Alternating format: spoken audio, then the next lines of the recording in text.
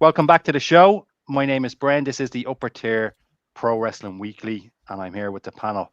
The panel being Sean O'War, Sean Mack, Keith Seri, and Dave. You may notice that we're missing somebody. We're missing Niall. Niall is away in sunny Spain, but he's already part of the chat.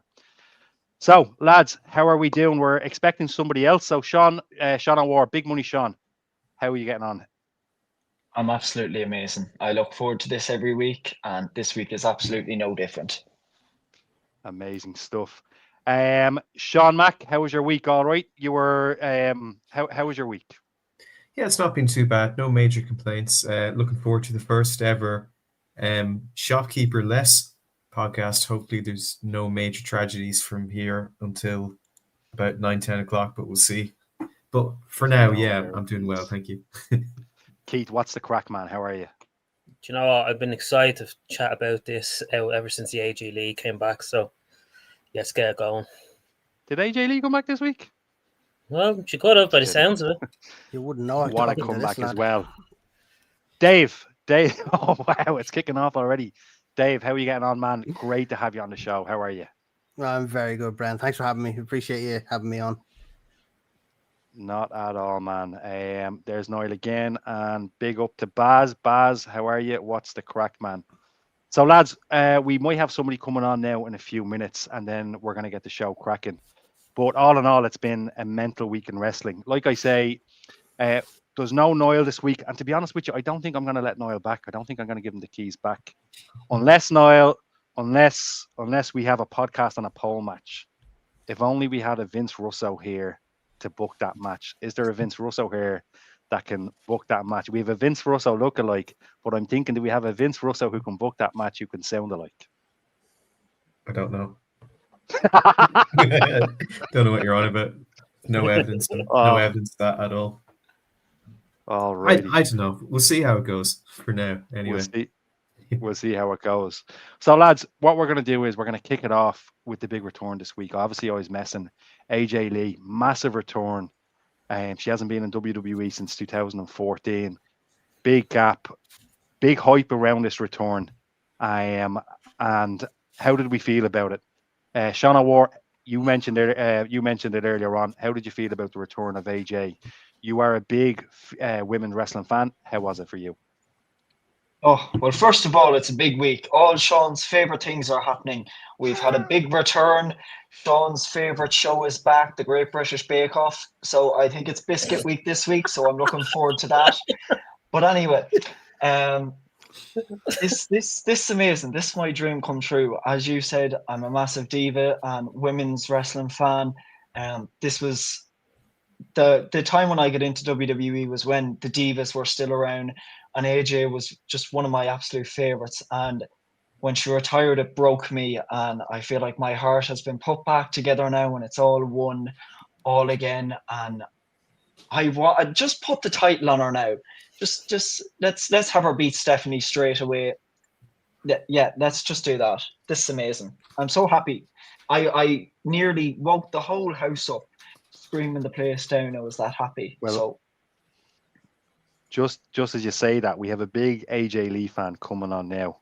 Emma, how are you getting on? How are you? Hi guys, I'm good. How are you all? Very good. How's it Very going, good. Emma? Decent, yeah. Now, we've started off the show talking about the big return for AJ Lee. We're actually going to get into SmackDown in a few minutes. Emma, I interviewed you outside the Point Depot when the Dublin show was over. And I don't know what possessed me, but I brought up the return of AJ Lee. And you had said it, and you have spoken it into existence. You were a big AJ Lee fan. What was it like watching it? How was it for you? And how happy are you? It was so surreal because for every kind of big live event, it's always been AJ Lee's going to return. But this one felt so different. It was like, yeah, she is going to return this time. Definitely. So when her music hit, when CM Punk looked down, her music hit. Oh my, I can't describe the feeling, to be honest. Yeah, it was brilliant. I mean, to me, it was like a pay-per-view. That actually all of SmackDown was like a pay-per-view type style of SmackDown. It was the best SmackDown. I think we can all agree it was the best SmackDown that we've had in a very, very long time. But that pop when she came out was incredible. And there was rumors beforehand basically saying they might do a bait and switch and then have a return at WrestlePalooza. But sometimes I think it's best to do the obvious thing. And sometimes I think it's best, look, let's just give us what we want. And that's exactly what they did. And honestly, to me, AJ Lee was a shining light when Sean, you brought up the Divas. And as you know, unfortunately, I wasn't a big fan of the Divas matches. And there was a big factor to that. They didn't get much time. I don't think the talent was as good as it is today, but AJ Lee was a shining light in all of that. So it was amazing to see her back. Noel, Emma here to raise the quality. Indeed, she is. So yeah, Emma, welcome to the show. We're going to get stuck into SmackDown now in a few minutes, and we'll go around the table and we'll see what the thoughts are. So before we get to that, Dave, how did you feel about AJ Lee's return? It was fantastic. And like personally, me and Keith used to watch, the shows when she was on, originally, and the whole thing with Dolph Ziggler and all, and her progression. But having her come back, I think the way she did and how she's handled herself as well. I spoke to Keith about this earlier on. She's done book tours and she's done a lot of public speaking and she's done a lot of, work in the public eye. And you can tell that that's helped with her promos. I don't think I've ever seen her do promos as good as that. Even back when she was in WWE 10 years ago. And just the way she handled herself on the microphone and handled the crowd, she came off a lot more authentic than she had before. And you can tell that she's delighted to be back. I loved it. It was just having her come back, and this whole storyline with Seth and Becky and CM Punk is fantastic. Deadly. Keith S., how did you feel? Are you a fan? Were you a fan? Where are you on this? No, I actually loved her back in the day. Like, she was the one diva that stood out the most of all of them. Like, I know Beth Phoenix was great back in the day, but there was something about AJ Lee that just stood out from the rest of them. Like, the roster back then was just so unbelievably terrible. Like, you had Michelle McCool, Layla, Alicia Fox, you name it. I thought Michelle McCool and Layla were fantastic together. I thought they were brilliant together. Knew it. No, Keith, there was good quality TV when they were together. They were funny. Michelle McCool deserves that spot on the Undertaker podcast. I'm only messing about that, but you're only saying that because I sent you a Bubba Ray thing today. That's why. You sent me a Bubba Ray message. We're going to get to that later on. But I thought Lay Cool were deadly, and of course we had Natty Neihard back then as well. And yeah. Alicia Fox wasn't actually that bad. You know what I mean? I'm talking myself out of the dislike of the Divas. But anyway, I'm digressing now. We'll get into that another time. All in all, you're a happy man. I'm happy because if you look at it now, like the plethora of talent that she has to work with, like Becky, Bailey. Go on, say the name you want to say. Say the name you want to say. Nikki Bella! Sean. I'll leave that to you, Sean. We'll get to Nikki Bella in a few minutes. We'll get to Nikki Bella. My time on the podcast has come to an end. Thanks. Oh, Lord. Like, she has so much to deal with. Like, and I'm hoping, like I said this to Dave the other day, I'm wondering if this is like a last run sort of deal for her, that she's going to stay for like 2 or 3 years. And then she might then go off with the likes of maybe CM Punk, who has a few years left in him. I think maybe 3 at best, I'm guessing. So I'm wondering if this is like a last hurrah type of deal for her, because it is a multiple-year contract that she's gotten. Sure. And look, if it is, I think it's going to be a great. It's going to be fantastic. She's brilliant. Like that, the talent she has to work with. There's so much. She was so good in Friday yesterday as well. Like last night, she was brilliant. I'll wait until we talk about the Monday night. But there's only one thing I would have changed about that segment, but I'll wait until we chat about it. I can't wait. Yeah. I actually thought it was really good. So it's going to be good. Yeah. Sean Mack, what did we think? Yeah, I was absolutely stoked. I honestly did not see a world or a universe in which he came back ever. Same with CM Punk. My only thing I didn't like about it is I don't think it was exactly the best kept secret. I think had it been protected a little Sean, bit you wouldn't be better. able to keep that as a secret, though. That'd be so hard to keep as a secret, I think. Yeah, but then Punk coming back to WWE, I think some people said he could do it, but not when it happened. I think they were giving away all the signs, but that's not saying I wasn't happy. I'm very happy she's back. I don't think it's quite landed with me that she's fully back. Like next week on Raw, it's going to be AJ and Punk facing off against Seth and Becky. Can you imagine getting a time machine and showing that to someone in 2016? What do you think they'd say? They'd probably think you're insane and try to get you sectioned or something like that. But it's really, really cool to see her back. We'll have to see how she measures up in ring. But I think she looks like she never left. Like if you showed me a picture of her from 2013 and a picture of her now, probably wouldn't be able to tell the difference. But no, absolutely brilliant to see her back. And it seems to be a multi-year contract she signed, so I don't think it's a one and done deal. Absolutely. Yeah, no, 100%. And like that, I can't wait to see what she does. What she's saying so far is brilliant. We'll touch on the promo that happened on Raw because she touched on some brilliant things. And she used our main stage to discuss the likes of mental health and all that. And there's a lot to be said for that. Big up, Mark. Yes, it does beat Ireland. I think Niall agrees with you. What's he saying there? Niall won't be getting it back on this podcast. I'll be going for the Late Late Show. Yes. Oh no, because all you have is boy bands on there. I wouldn't go. I wouldn't go near RTE unless they give me a boy band show. Give me a Westlife show, and then we're onto something. I can't believe I just said that. If it's AJ Lee, folks, they didn't dig up the Ultimate Warrior. Niall Hogan. Wow. Oh, Niall, and like the next, like I think you're gonna have to take that back in a minute. You'll see why. And in fairness, they pretty much leaked the Punk return in AEW was still amazing. Goes back to what I said a few. No, I mean him coming back to WWE this time around. Yeah, but it goes back to what I said a few minutes ago. Sometimes it's good for WWE to just give us what we want. Now, in the next few weeks, this T-shirt is going to be available. I already have it on pre-order in Wrestling Mania. Third floor, Stephen's Green. It's a cracker of a T-shirt. And I think it's safe to say we're all probably going to be getting it because that's a brilliant T-shirt, and we're supporting somebody amazing. So there's a big guy with a beard who knows a thing or two about wrestling. You might find it's good chat. So who's that? Joking. Some fella hangs around the shop. Some guy used to be on a podcast. We got kicked off by his team. I don't know. I'm telling you, there's going to be a podcast on a pole match. I'm probably going to get my head kicked in if I keep saying that. Right, folks, we're going to get straight into SmackDown. SmackDown in Chicago. Let's talk about it. There's a few things to go through here. So the opening match, Aleister Black and Damian Priest. What did we all think of it?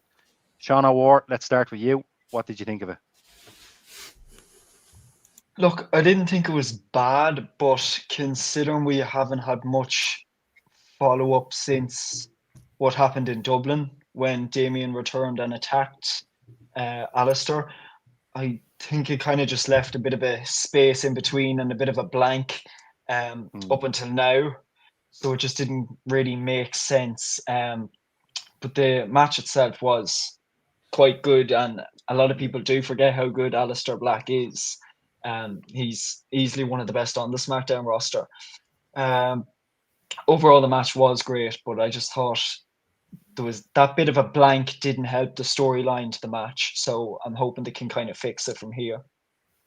I'll throw this out there. What do we think of Aleister Black's return overall? And I'm going to preface that with what they did with Russo at the Russo's a different guy. What they did with Rusev, different guy altogether. What they did with Rusev at the start. Yeah, they botched it. They botched it.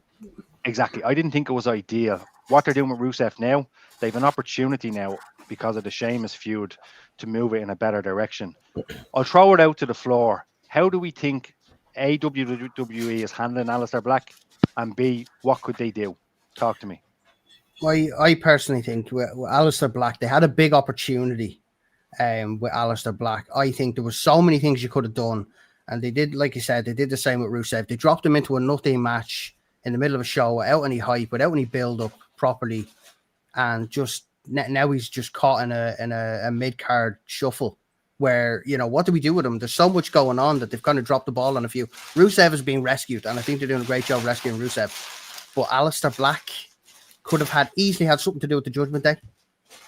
You could have had something to do with the Judgment Day. You could have easily put him in against maybe, as a heel against Sami Zayn to try and have them two work against each other. There could have been so much you could have done. But with Aleister Black and Damian Priest, this is the right way to go. I think they need to build to a themed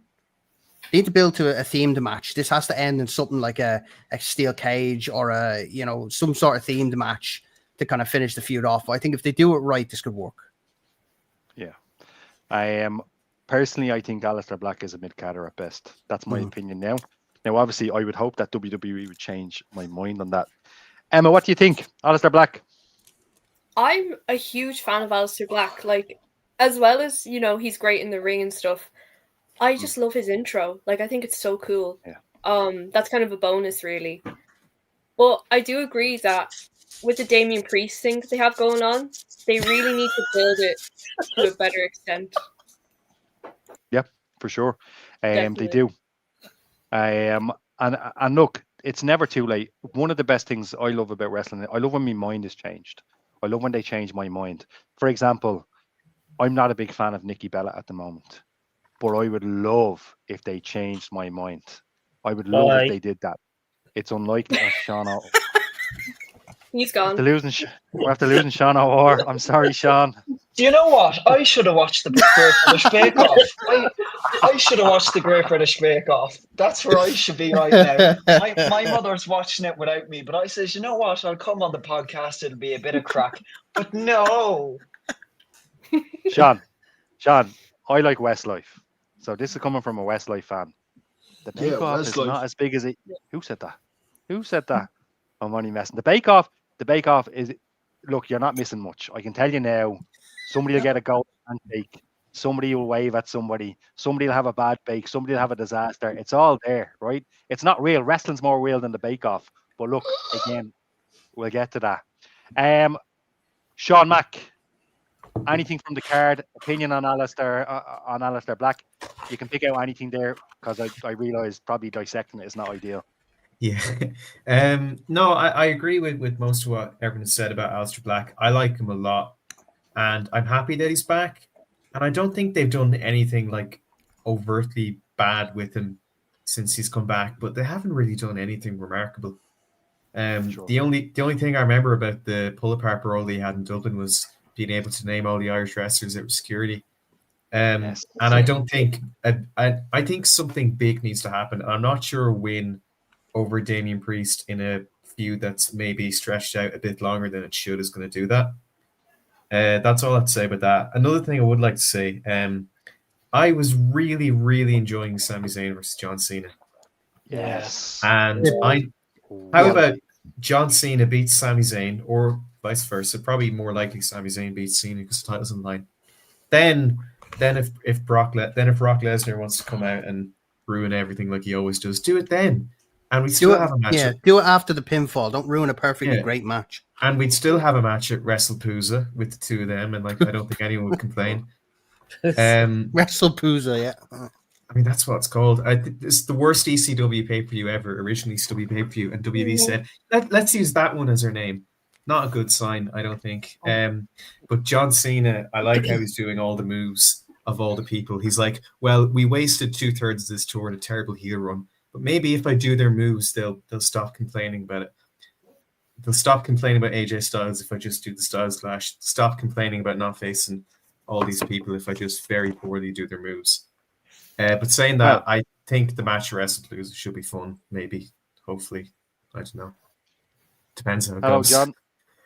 Well, look, Cena. people are banging on about the finishers and all that, and I know Noel has his opinion on that. They should put a cap on finishers. Here's my attitude on that. John Cena has given us 23 years. I've been a fan of Cena since 2002. I was there at his debut. I wasn't physically there. I watched it on television back then. Back in my day, we couldn't afford to go there. But certainly, I've been following John since day one.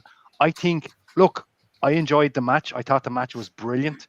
The SummerSlam match was phenomenal. Everything John Cena does now is brilliant. Let him do all the finishers. It's fantastic. Let him have at the very least, he deserves all the fun in the world from now until the end of his run. Because Christ knows there wasn't too much when you turned heel, was there? Oh, you were. Sorry, What do we have from John? Julia versus Meechin was not expected. How do we feel about that? Emma, what did you think? Julia and Meechin were. I wasn't expecting Meechin. I don't know. I do like Julia, but because she has obviously the United States title, we haven't seen her for ages. It just felt like they kind of just put this in. Obviously, Meechin wanted to go against the title and stuff, but I'd love a bit more story with Julia and her title. Yeah, definitely. Absolutely. Yeah. Totally agree. And what do you think, Keith? And again, pick anything from the card. It doesn't necessarily have to be. Julia. You can go in. You can elaborate on that if you want, or you can pick anything from the card. What did you think all around? Well, I'll run down through quickly, but I thought, Aleister Black. I'm a big Damian Priest fan. I love Damian Priest. I just don't know where you're gonna go when this rivalry ends. Like, are we gonna have like maybe one of them face Rusev after that? Maybe Damian Priest or something. I don't know what they're really gonna do after that. Julia, like I agree with Emma. I actually really like Julia a lot. Meechin, I don't really, I'm not really into her at all, really, as a character or anything. I kind of feel they're not really euthanizing her that much, Julia. I think she could do a hell of a lot better. Euthanizing? Jesus Christ, Keith. Calm down. I don't mean that way, sorry. But, just for anybody watching, we don't condone murder or euthanizing. No, I don't mean it that way, Jesus. But no, Julia, I think she could be a big star. I really do. Like, I just don't think she's booked correctly. John said it there, yeah. Yeah, there you go. You compare it to Chelsea Green's run, right? Chelsea Green's run was plastered everywhere.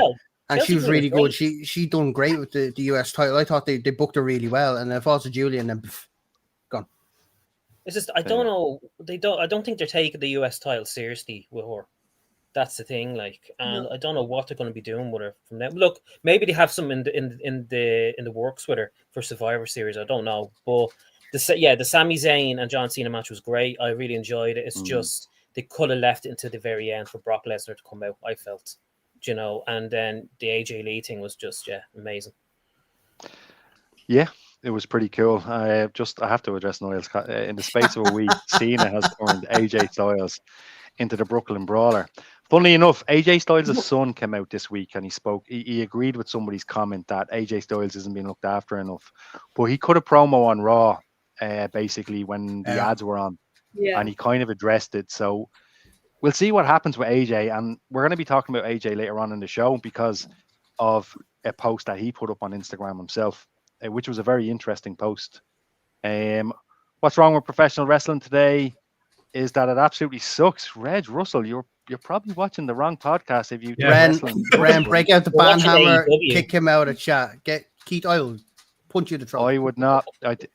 REGGRUSSELL. I would not kick Reg Russell out of the chat. I wouldn't do that. He just hasn't seen AJ Lee's return yet, guys. It's okay. No, that's true. That's true. Do you know what? I think you're spot on, Emma. I think he's been under a brick. I think that's not the saying. Under a rock. That's what I think he's like the Twits. He lives in a house with no windows. So I think we'll have to have Reg on next week to defend himself, lads. I know. I like Reg. He's a good fella. Yeah, he's good. He knows John, Zelina Vega's run was short and sweet. I'm going to address that because I exactly. I don't think it was. I'm not a big Zelina Vega fan. Is there anybody here that is a big Zelina Vega fan? Not really. I was, but after that reign, it's just kind of put me off it a bit. It was built up so much and came out as absolutely nothing. She doesn't really have a character, I feel, or she doesn't really have charisma or anything like that. Yeah. But I think with Zelina, I remember she was let go with the WWE originally, and she went on this big Twitter rant. I think it's called the X now, not DX, the X machine. I don't know. It's Twitter. You know what I mean. Machine. The DX machine. Imagine that. That'd be bad. Hit yourself in the head with a guitar, Reg. That's not me. That's Niall. So basically, she then went on and she went on this big kind of like WWE sucks. The way they run it is incorrect. and what I'm going to do is I'm going to form a union. She indicated something like a union. Well, as soon as she got her job back, all of that dropped. And to me, that kind of, if there's something wrong with somebody's character when it's like that, it's not something I can deal with very well. I say deal with, I was actually mentally okay. It was just I didn't like it. In fairness to her, though, that was about WWE had at that point decided to start banning wrestlers from using Cameo and Twitch, and it sounds reasonable to use them. You know, a way to make a few extra bucks, interact with fans. Like, I didn't agree with that at all. I didn't agree with that at all. I thought that was disgusting. So, like, it wasn't like they'll get told off if they continue to do that. Like, there was a risk they could have lost their jobs. So I think she had every right. And then there's contracts proposed that they stream at like set times rather than actually like wanting to, and they control Cameo. It was bullshit. But saying that, I'm happy she's back. But I think her US run was very forgetful and very short. And I'm not sure Julia's doing a much better job. And that's not her fault at all. I think it's more down to the booking. And you know what? We touched on it earlier on. WWE sometimes they don't handle the women as well as they should. I would say over the last couple of years, there's been a lot of pay-per-views where the women's match has stood out to be the best match on the card. They've been absolutely phenomenal, and they deserve more time, and that's what they're doing now, which is fantastic. They're kicking through the door, and they're getting that much more time. And like it's incredible to see. Like we say, AJ Lee is in the mix. If you look at the women's roster now, it's stacked. I seen a graphic the other day. I should have had it, to be fair. And the women's roster is currently stacked. Now, anybody else want to add anything to do with SmackDown, or are we dunzos? Are we all good on that? It's probably the best. You know me, Brian. I've been criticizing SmackDown for ages and how bad it's been. You know, a lack of dirt. Yeah, it's a lack of star power in it. It's just horrendous. But it's good when you actually see when you have a bit of star power how good the show could be. Yeah, it's not like they have that. They don't have a good roster. What really annoyed me with SmackDown is, like, forget the fact Cody had a baby and all that. He obviously had time off, but when you look at SmackDown, there's so many stars that should be on SmackDown that are not. You know, this week especially. Where are all the SmackDown stars that are on the roster? Where's Jacob Fatu? Where's all of this that's supposed to be happening? In an episode like this, you turn around and go, "Where's everyone else?" Like, where is everyone else? Yeah, it's probably a mixture of things. They're pro. Like, I don't know the answer to any of those questions, but they're very pro work-life balance now, and they give wrestlers more time off. And I'd actually almost prefer a wrestler had a good work-life balance and come back refreshed and 100%. And maybe that was the case. And then there's the timing issue. There were certain segments that took up a lot of time on SmackDown, and fair enough. We're all sitting here and we're saying SmackDown was probably the best SmackDown of the year. SmackDown had 3 wrestling matches on a wrestling show. Do you know what I mean? When you look at it like that, lads, one thing that's kind of been overlooked a little bit is John Cena in Chicago and John Cena's Chicago legacy.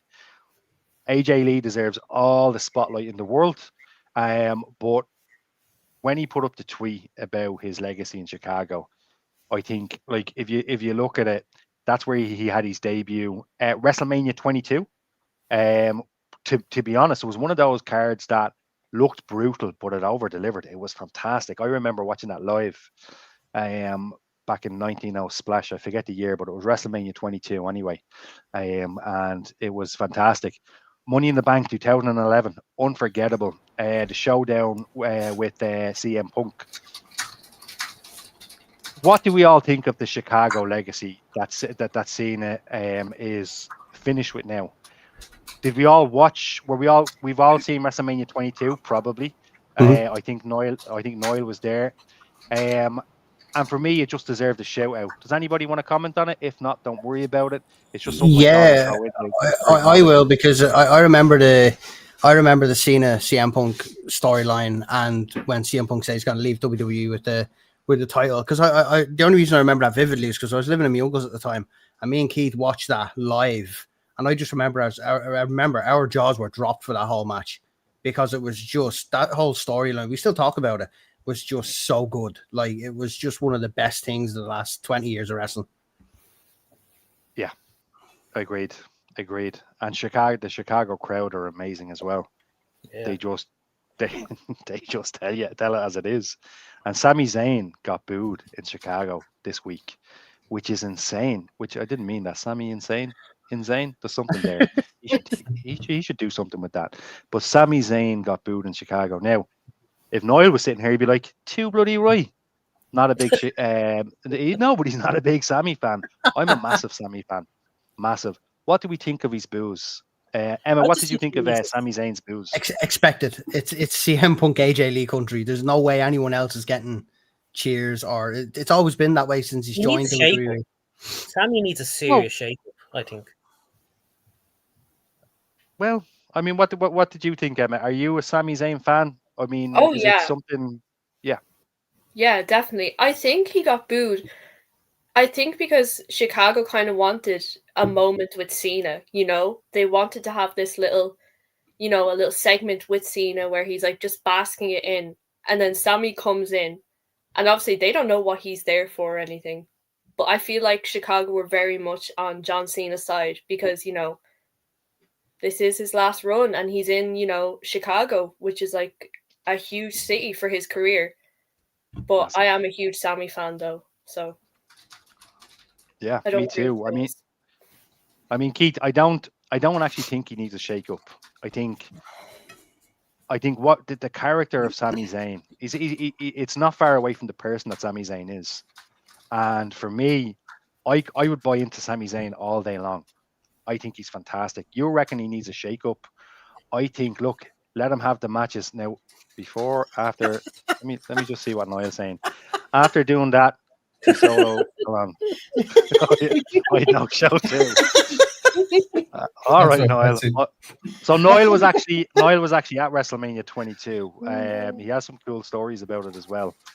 Wrestling in Chicago. What else is Niall saying? There's enough homeless in Chicago without that hack adding to it. That's not nice. Who said that? Niall. That's not nice. The man who runs the show. Sami should be booed in his own gaff. And he's annoyed that he's missing the podcast, so he's just spewing hate speech. He's taking it out on Sami. I bet that studio that we see every week behind those monitors is big posters of Sami Zayn. 100%. He is a Sami Zayn fan all over, and too right as well. But yeah, no, look, for me, I think Sami Zayn as a person, as a wrestler, I'm all in. His matches are great. He seems like a legit, genuine person. What he does for charity is incredible. He's not afraid to speak out. Go on. Wearing the colours of Palestine on his gear. Yeah, and he doesn't have to do that. No, he doesn't. And he's like one of the wrestlers that actually does.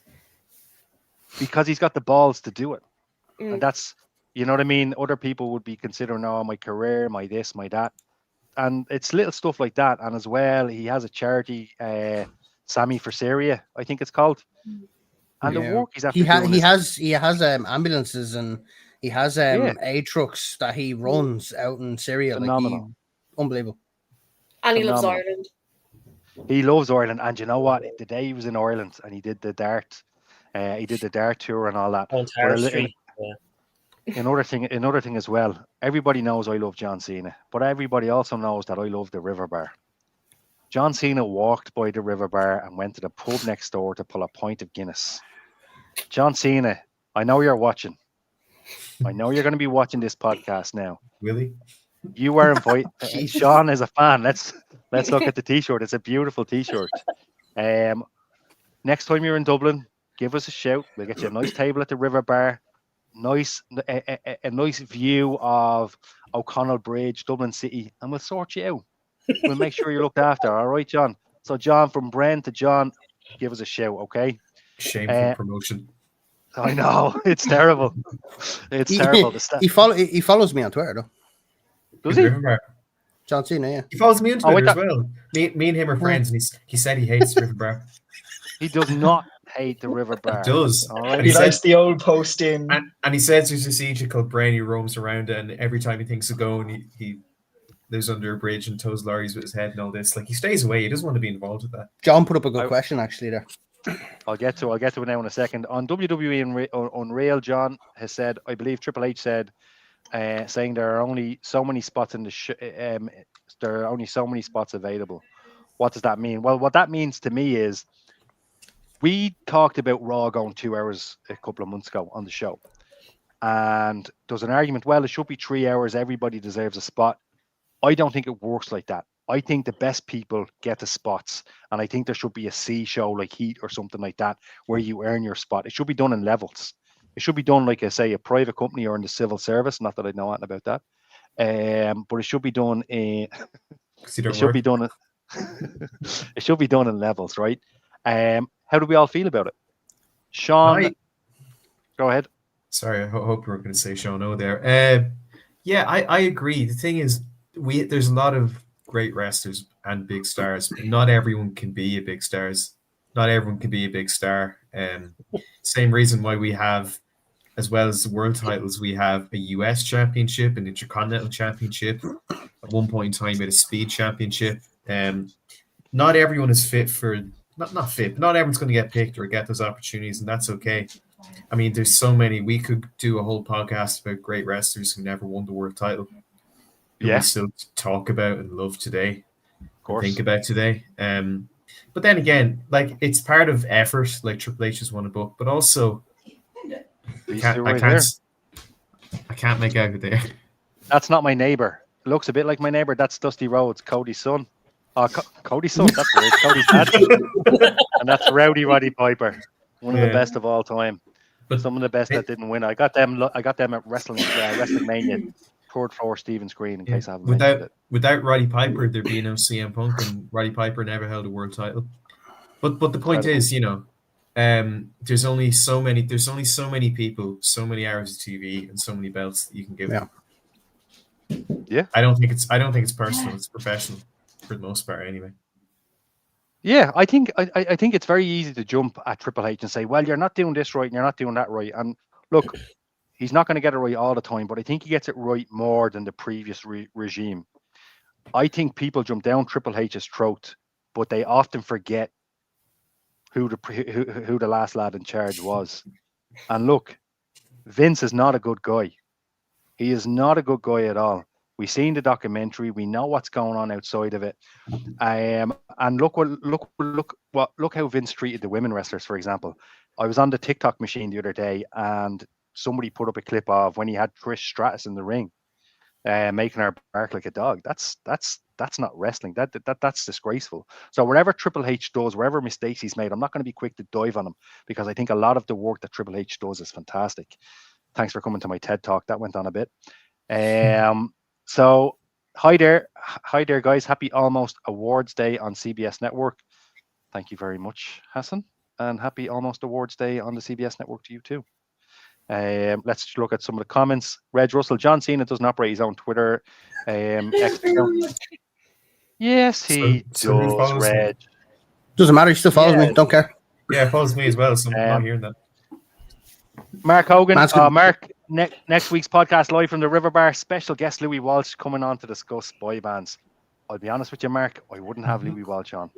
I wouldn't. There's a reason.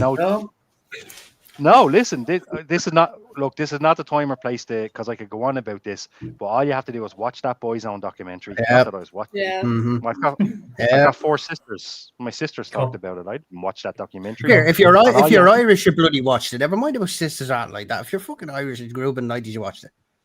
Not only did I watch it, I actually have a Boy's Own playlist on my Spotify. Things I shouldn't say. Damn it. Sorry. I do. But anyway, sorry, Mark. I'm waffling on. The rib shot. Hello. Cream roses to the top. Not everybody can be Sol Ruka. Wowzers. Yep. You all love John Cena. Well, I think. Do you know what, Reg? You touched on wrestling You touched on wrestling earlier on. Let's address it. John Cena carried the WWE through some dark times. You know what I mean? And John Cena is still one of the best draws today. I love watching John Cena. I love when his music hits. Just remember a bit of a throwback. Just remember Elias was in the ring at WrestleMania. Yeah. And he was doing a thing. And Word Life hit. Yeah. I literally jumped out of my seat. You know what I mean? And I as a X-year-old man, I shouldn't be like, yeah, come on, doing the Word Life rap around me sitting room. It didn't go down well. Plus, I can't rap. Alleged. Thank you for explaining this. No problem, John. John Cena doesn't follow Reg Russell. Fire bars, yes. Do you know what? You've got to the bottom of the problem. That's it. Reg was raging. He was raging Reg. He was like, oh, John Cena follows everybody except me. That's He's got his own Reg. He just made his own gimmick there, Raging Reg. Raging Reg. There you go. I wouldn't believe them words. I see what you did there, Mark. They're only words, and words are all they are. But words is there we go. There we go. Absolutely fantastic. Now, oh wait, I have to address this. You do. You know what? You did the thing. You were banging on your keyboard. You're like, capital letters tell us you do care. So. Reg, I'm only messing with you, man. I'm only messing. Clearly. Firebars, welcome to the show. What a comment. Right, folks, we're gonna take this home. Okay, so I'm gonna jump on to the next subject. I say subject. This isn't school. I'm not a teacher. I'm far from it. We're gonna take this home. We're gonna take it to NLW. So I want to hear Keith's comments on this. Carry on, Brent. Before we get to it, big shout out to Justy. Justy, who's been a staple of the Irish wrestling scene, who has just become NLW champion. Congratulations, Justy. And big shout out to Martina, who retained the title. So that happened. That was at a Super Slam, event last weekend.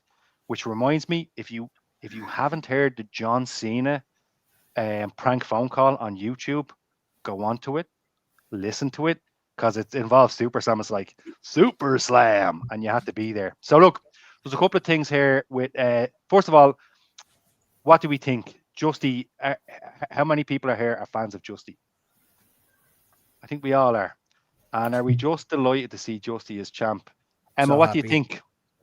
Yeah, no, it's like, it's just, it is deserved. Like, 100%. I think when I saw, like, he'd become champion, it was just like, I had a little smile on my face, you know, like yeah, good. It was nice to see. It was actually lovely to see. Nobody can save this podcast now, Reg. It was, and to be honest, I wasn't at the show, unfortunately. I couldn't make it. But when I seen that he became champ, it's just lovely that he got the nod. I was there when he returned for Be Cool at OTT, and then he turned on Be Cool. It was a really good touch. And look, Martina as well, still smashing it. Like genuinely one of the best female wrestlers this country has produced. She's fantastic, still smashing it, and it's brilliant to see. And what I seen was NLW have a show coming up in November Rain, which is a cool name. Tickets are available on the Moat Theatre website, but they also have a show coming up before then called the Halloween Bash. And I think the tickets are available somewhere else on that. I don't know, but if you Google it, the details are there. And I've probably can we just appreciate that it says also available from the Londa shop on the bottom of that poster? Can we all just appreciate that it can pick up the Londas? Yeah, and it also says fancy dress optional on the poster as well. I mean, if that's not enough to put your money down, I don't know what is. Brian, can I touch on something there? Sorry to cut across you, but we spoke about AJ Lee and her touching on the whole mental health thing. It's astonishing to me to see how well Martina's handled herself in the ring, given her personal issues that she's had in the last few years. I've been lucky enough to know her since I trained with her in MSW when she just came up as Kaza G, you know, at the very beginning. And to see what she's gone through and to see how, I mean, to get an ROH contract and then have COVID hit, then that contract was no more. It's stuff with her family and all that stuff. To see her still smashing it the way she is, I don't know how she does it. Personally, I don't know how she has such a mental strength to go ahead and perform the way she does. I mean, hats off to her. You know, just absolutely blows my mind. 100%. I completely agree. And look, I've met her a few times at the shows. I've also been that dude that walks up. Oh yeah, can I get a picture, please? Thanks a million. Do you know what I mean? I have been that guy as well. And look, always pleasant as punch. Which actually reminds me, Big Damo's mother passed away. Very sorry to hear that. And Big Damo, we hope you're all right. Absolute condolences. Again, somebody who is an absolute joy to watch, and where we hope you're as okay as you can be anyway. Let's go to the chat. Morris is the man bringing entertainment to the Kilkenny Massive. We know Morris, I believe we do. And then Morris defo made that poster, breakfast roll and ticket to the wrestling place. Wow, unbelievable.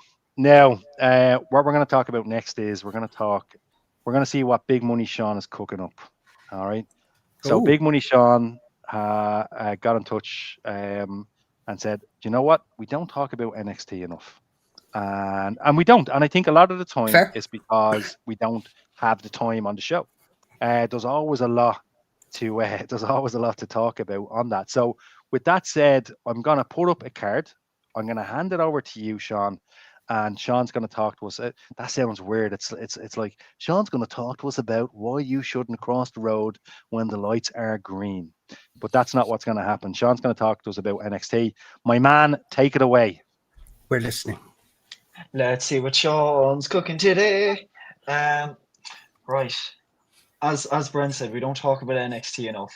And it easily takes second place just behind Raw. Completely solid show every week. And NXT loves to talk about how they have the greatest roster in wrestling, and I could not agree more. We already see two of their biggest stars there in Oba Femi and Lash Legend, is it? Yes, Lash Legend. Obviously, did anyone watch last week's NXT? Anyone catch it? Emmett, I Teddy. got it. Brilliant show. Obviously, I'm going to run down through the card here, and then we'll talk about a few extra bits. We had Lash Legend and Jada Parker. Parker sends Legend through a barricade. If you didn't see this spot or the videos all over social media, this looked freaking brutal. I would have liked to be on the receiving end, but I would not at the same time. If you get my drift. Don't know if I'm allowed to say that on the podcast. We'll edit that out later. Never mind. Sorry, pal. But yes, no, this was a brilliant match. Candice LeRae and Xia Brookside. Xia Brookside, I was very sad when she got released. She was one of the releases when NXT UK disbanded, and then obviously she debuted in TNA. She is big star over in TNA, and I hope she becomes the Knockouts champion soon. She more than deserves it. Now, Candice LeRae was one of the biggest names in NXT during her time on the women's side. She is phenomenal. I was a massive The Way fan, and still a massive The Way fan and DIY fan. So the Speed titles have now been moved over to NXT, and Speed is gone off X, or Twitter, as normal people call it. So it doesn't make sense having Speed anyway. I thought they kind of should have just got rid of it, but I suppose it's a quick little match and a little bit extra onto your weekly NXT. So it is amazing to see Candice LeRae back in NXT. Josh Briggs and Andre Chase. Don't really have much to say about this match. It was quite a good match. I enjoyed it. And the two men are brilliant. If you've seen the clips of the 8-man tag match, you'll see that Oba Femi mocked Ricky Saints doing his little pose. And I just thought that was a brilliant wee bit. And it even made Ricky break character. You can see him laughing on the apron, and it was a great wee spot. Obviously, you've probably seen on social media too, my favorite part of the night, DIY return to NXT. And not only did they return to NXT, but they came with their OG team, Chrome Hearts. And I freaking love this team. I stand by it that it's one of the best WWE have ever created. Or that was pre-Def Rebel. That's when times were good. You know, and those theme songs are so hard to come by now. Obviously, they've had their themes, and the best part about this one is it doesn't go, "We are DIY." So, good lord. That's how all their teams start. Clip that's that. how all their teams start. Don't put the sound. We'll just make a gif out of it. But anyway, this was one of my. This was my favorite part of NXT. Last Tuesday, it was amazing to see DIY back in NXT, and Trick Williams as TNA champion has been doing a brilliant job. And I thought there was no better person for them to stand in the ring with than Trick Williams. Obviously, it was great to see the past and the present and future, I should say, in all three men standing in the ring. And it's cool for DIY to return to NXT as they are the foundation NXT is built on, if I do say so myself. And today, it's good that you get that up. Today is a big day. Today we are celebrating 10 years of DIY. Not consistent because, like all relationships, they've had their problems. Not that I know. But this is brilliant. I commented on the USA Network's post today saying, "Here's to 10 years more." And the USA Network replied to my comment and said, "We'd love that." So I completely agree with them. Here's to 10 more years of DIY. And here's to more NXT on the podcast, hopefully weekly. Yay! Sean, that was amazing. Thanks Fantastic, very much. Sean. Appreciate Well that. Emma, you watched NXT. What did you think? What were your highlights? How did you feel about it? I have to agree with Sean. I think NXT is second to Raw. Definitely. Like, NXT it's always been brilliant. Obviously, Lash Legend versus Jada Parker, match was great. I'm a huge Jada Parker fan. I really like her. There's just something about her. Candice LeRae as well. I'm a huge fan of her. She's tremendous. Even during the big ladder match they had, the part that she played just in that for DIY, I just think she's brilliant. Josh Briggs and Andre Chase, it was good. There's not really any pointers there. And then the 8-man tag team match was good as well. But again, the women just stand out a lot more on NXT, definitely. They're always booked perfectly. It is great to see. Yeah, Lash Legend for me is a highlight. Definitely one for the future. She's absolutely incredible. I like that Jada Parker too. And look, Joe Hendry there at the end. He's just incredible and great to see. So yeah, look, Sean, NXT. Let's try get it in a bit more like that. We don't have a history because that's kind of Niall's thing. Normally at the end of the show we do happy birthdays and we do the significant week in wrestling. Niall, I just don't know how to. It's not that I don't know how to do it. I just don't think I do it as good as Niall would. So, back to the comments. Westlife influence. Any chance of an autograph? So you're one of those Rhea Ripley hounders. So those of you who didn't watch last week, there was a discussion about Rhea Ripley, and I had basically said they should have backed off. They should have backed off Rhea. And a lot of people argue, well, look, it's part of the job description. I still stand by what I said. And for the record, if I seen Westlife out, which I have done, I would not approach them. Which I did actually approach them before, but we'll talk about that another time. Just while we're on Sean, have your lawyers advised not to? I'm barred. I'm river barred. Go on. Just while we were on the topic of Rhea Ripley there, did anyone see the little statement Vince Russo had to say about the whole thing? Yes. We don't have a slide on it, but I'll just read it here. He said, quote, "My first question to Rhea Ripley would be, what type of business did you think you were getting into? You got into the sports entertainment business to be a celebrity and make a lot of money. That comes with celebrity. If you want more privacy, if you don't want people hounding you or knowing who you are, then you're probably in the wrong business." So Vince Russo, to me, Russo, whatever. First of all, I'll preface it again by saying I was lucky enough to meet Vince Russo, and he was a great guy. He was a nice guy, all that stuff. However, it is apparent to me over the last few weeks that he is living in the 1950s. One of the biggest takeaways from Raw a couple of weeks ago, last week, was he had said, "What man would just I'm paraphrasing now. He said CM Punk just let Becky. Now CM Punk addressed this on SmackDown. He was indicating he just let a woman hit him. That's a ridiculous statement to make. It's part of a story. It built up to something bigger. Russo is out of touch. For some reason, he doesn't like women wrestling, from what I can see, which is ridiculous.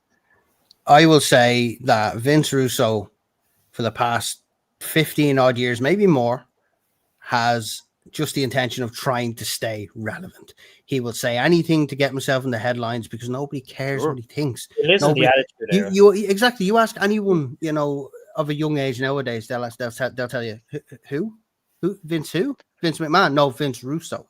They don't know who he is, and he's just trying to stay in that spotlight where there is no room for him. He can just literally leave and go do your own thing. Just stay out of the wrestling business, please.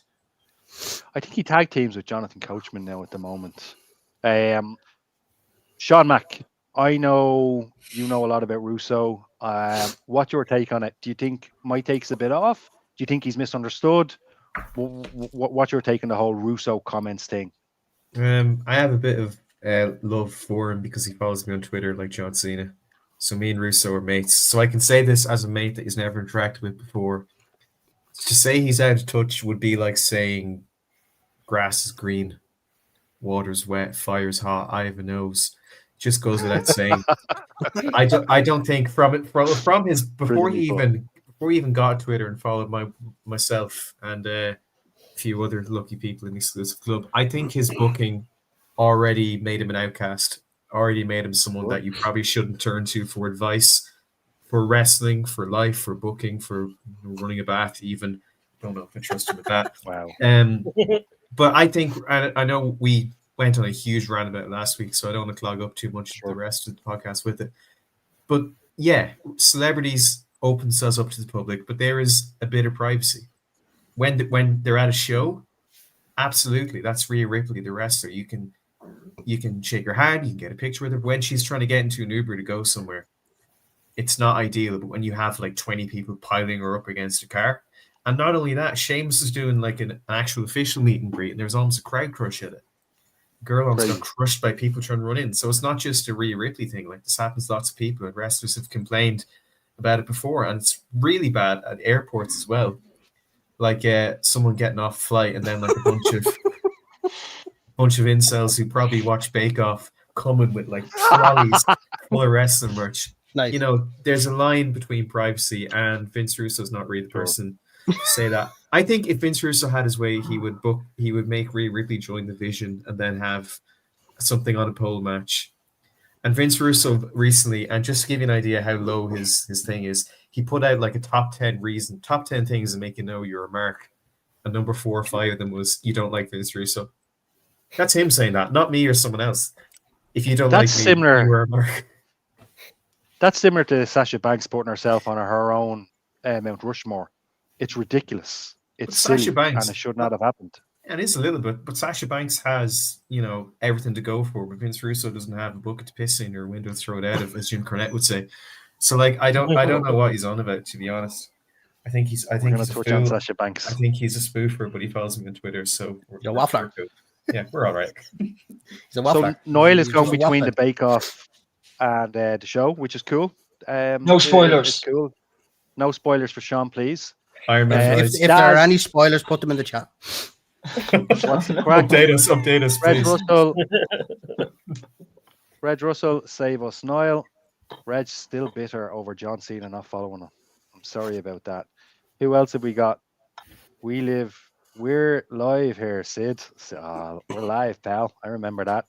They're killing Pro Wrestling Weekly. You're damn right we are. We're like the NWO in 2002.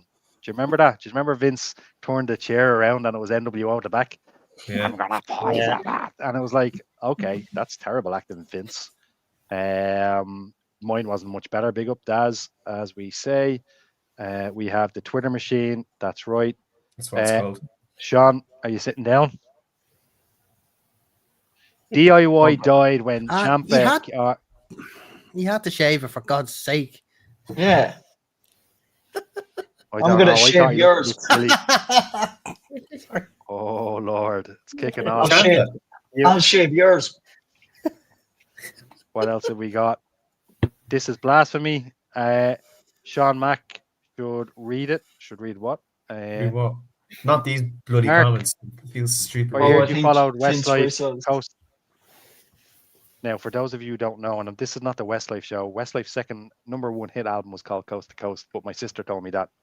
Sure, life is a roller coaster, Niall. I don't know who said that, probably Ronan Keaton. Big up, Ronan Vince Keaton. Russo was world champion on TV every week.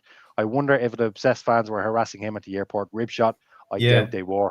They weren't fans. To batter him. Protesters. I love Cornette's hatred for Russo. Who doesn't? We're all on board with that. Although I'm not down with hatred. You know, Cornette said that he was exercising every day and actively dropping weight so that he'd live to piss on Vince Russo's grave. I could never imagine hating someone as much as that. Bro. Vince Russo will be buried in a pole. I hope not. Now, the next thing we're going to touch on is Raw. So, what did we think of Raw? We'll mix it up a bit. Keith, you've been quiet for a while. What do we think of Raw? I actually enjoyed it, to be honest with you. I was talking to Dave about it earlier. Overall, I enjoyed it, most of it. Start of it was okay. The opener, I can see that Braun Breaker's improving on the mic a lot, and they're giving him a lot more mic time as well. The AJ Styles is actually intriguing during the break. I said that to Dave, and he didn't know about it, that he pulled a little promo to say that someone backstage or in the company didn't want him. So we can all figure out who that is. I'm going to say one thing. What's the story with Stephanie Valcour? Why are they not using her on the show? I just don't get it. Like, as you know, I'm a big fan of hers, but like, is she injured or something? Or is it just like, is it a visa issue that she has? I just love to know what the hell is going on here, because they said they're going to have a contract signed and it never happened. They addressed that on Raw. Does anybody have any information on that? Does anybody? I mean, I didn't see any news on that. I don't know why. No. Maybe it's a time constraint thing. Maybe she was there, and maybe it was like, listen, we haven't got time to do it, so we'll push it for another week or so. I don't know why, but I would agree with you. Steph is going to be one of the futures of women wrestling. So it's a bit of a head wrecker, yeah. As well, like the AJ Lee segment was very good. That's the highlight for me, because it was just very well done. She's she's gotten better on the mic, as me and Dave were talking about. I think all the public stuff has helped her along the way. And the only thing I would have changed in that little small segment is basically, I don't know if they're keeping it for next week, maybe, and that's why they probably didn't do it. But when Seth Rollins came in and she was blocking him from getting the title, I would have had AJ Lee come over and actually smack Seth Rollins, and then probably have Seth Rollins step up, square up to her in a sense, but not actually square up, but getting to square up to her. And then CM Punk comes out and then attacks Seth Rollins. I would have something like that. But again, they could be saving that maybe for next week. But overall, I enjoyed it. Again, Rusev, I don't know what they're going to be doing with Rusev now. I don't know if they have big plans for him, or if it's going to be shuffle. He's going to be lost in the shuffle. Penta, again, I love Penta. I think he's great. I just have no interest for this New Day with him. I just don't like the New Day anymore. They just need to go. And you know what? The ending of Raw was very interesting with Uso, and especially with the backstage segment. When he attacked LA Knight, I thought it was very interesting. So it's interesting to see what they're actually going to do now with Jey Uso, if he's going to be turning heel, or they're just going to give him an edgier character or something like that. But all in all, I enjoyed it. It was a really good Raw. Yeah. Dave, what say you? Do you know what really grabbed me was when Keith said about the AJ Styles promo, because the first thing in my mind was just, when you're thinking about what it meant, I thought, would they dare go down the road of an AJ versus Finn before he retires? Would they dare go down that road of someone doesn't want me here in the company? And if it was Finn, would we finally get that AJ versus Finn storyline? I don't know. That's just me and my mind going nuts. Raquel Rodriguez against Lyra. It was okay. I enjoyed the match. I thought putting Lyra in that as a nothing part of that storyline was a bit. But again, I think they're waiting on the whole Bailey character to evolve in order to bring her into that. Yeah. The Bailey section I absolutely loved. I have a feeling they're going to go with a devil on one shoulder, angel on the other kind of mentality with her, and I kind of have a broken, almost like a broken mind kind of character is what I'm feeling off of that. Which, if that's the case, great way to go. Because then Lyra will easily play off of that. Rusev, again, I have to agree with Keith. I mean, put him in a storyline, give him something a bit more on the acting side of things, if that makes sense. Like, give him something to do rather than, obviously, yeah, it's a wrestling show. You're putting them in wrestling matches, but they're not really meaning much. And the Penta thing, again, when they brought in Penta, I knew for the fact the first thing they do is shove the merch out there. Gonna sell. You're gonna make this company a ton of money. Hasn't really been stable since he's come in, but he's been very, very good in the ring. Do we bring back his brother? Not bring him back, as in put them together. I think that's going to happen eventually. It will happen. If you is that put the way to go? I think that is the way to go, because then if you're bringing the Usos back and putting them back together, now not now obviously, but if you put the Usos against them down the line, could you imagine how much those matches are going to slap and how big that storyline would be? So if they're going down that route, I think it is the right route to go down if you're putting Penta as brother. Because Can I ask you a question though? With the vision at the moment, which is keep everything separate with the vision, like with Braun Breaker and Brodus just together, and then have Rollins and Becky just doing their own thing as well. Can't do that. The vision isn't right at the moment, in my opinion. And I was thinking about this whilst I was watching Raw. Like they were fairly separate on the show, which is mad. It came across as the Braun Bronsons were a tag team, and they came across as separate. To me, in my opinion, you can't do that. And I think, to be honest, at this stage, the vision, it's kind of up in the air to me. I haven't had time to connect with them as a stable. They're not great. They're not on screen at the same time. They're separated throughout the program. Exactly. And look, let's call it like. To be honest, see the tribal thief thing. Cool. It rhymes with tribal chief. Great, fantastic. He robbed runners a few weeks ago. He doesn't rob runners but anymore. It's done. Get rid of that. It's not an anchor. It's an accelerator. So for me, it's either make or break for them. And if it's going to be break, make it quick. No pun intended. Strap a rocket to Braun Breaker. He is the future. I say it every week. That man is the future. Everything. He's brilliant on the mic. I think, Keith, you had mentioned he'd improved on the mic. I think he's been consistent. He's been fantastic. And he's an absolute joy to watch. But the vision he just reminds me of his uncle, Scott Steiner, every time I hear him on the mic. So I think he's got the best of both worlds there. I think he's got their intensity. He's got their I bring it back to he did Steiner match a few weeks ago. It's like 47 plus 46 equals 100. One of the funniest things I've ever seen in wrestling, which is crazy. You know what I mean? But it works, and it's so good. But it is time to drop that tribal. Brent, can I ask you a question? Lyra, and I know Dave loves Lyra. I can't really connect with her that much, right? There's something about her. I want to connect with her. I just can't connect with her at the moment. Maybe in the future I can. But what's the story with Lyra? What did he have plans for her? Because it seems that she can't Bailey, connect with the fans so much. The fans love her. What did you say, Emma? Sorry. They're definitely gonna wait till Bailey's character, as someone said, and then they're gonna have the whole Lyra Bailey thing definitely back. I think that's the plan, to be honest. Yeah. Yeah, because like Lyra's character, she's very much like she can, be angry and stuff, but then she can play well as well. Like she's good in the ring. She can be angry. She can do characters, and I can't remember who said it, so I'm sorry, but.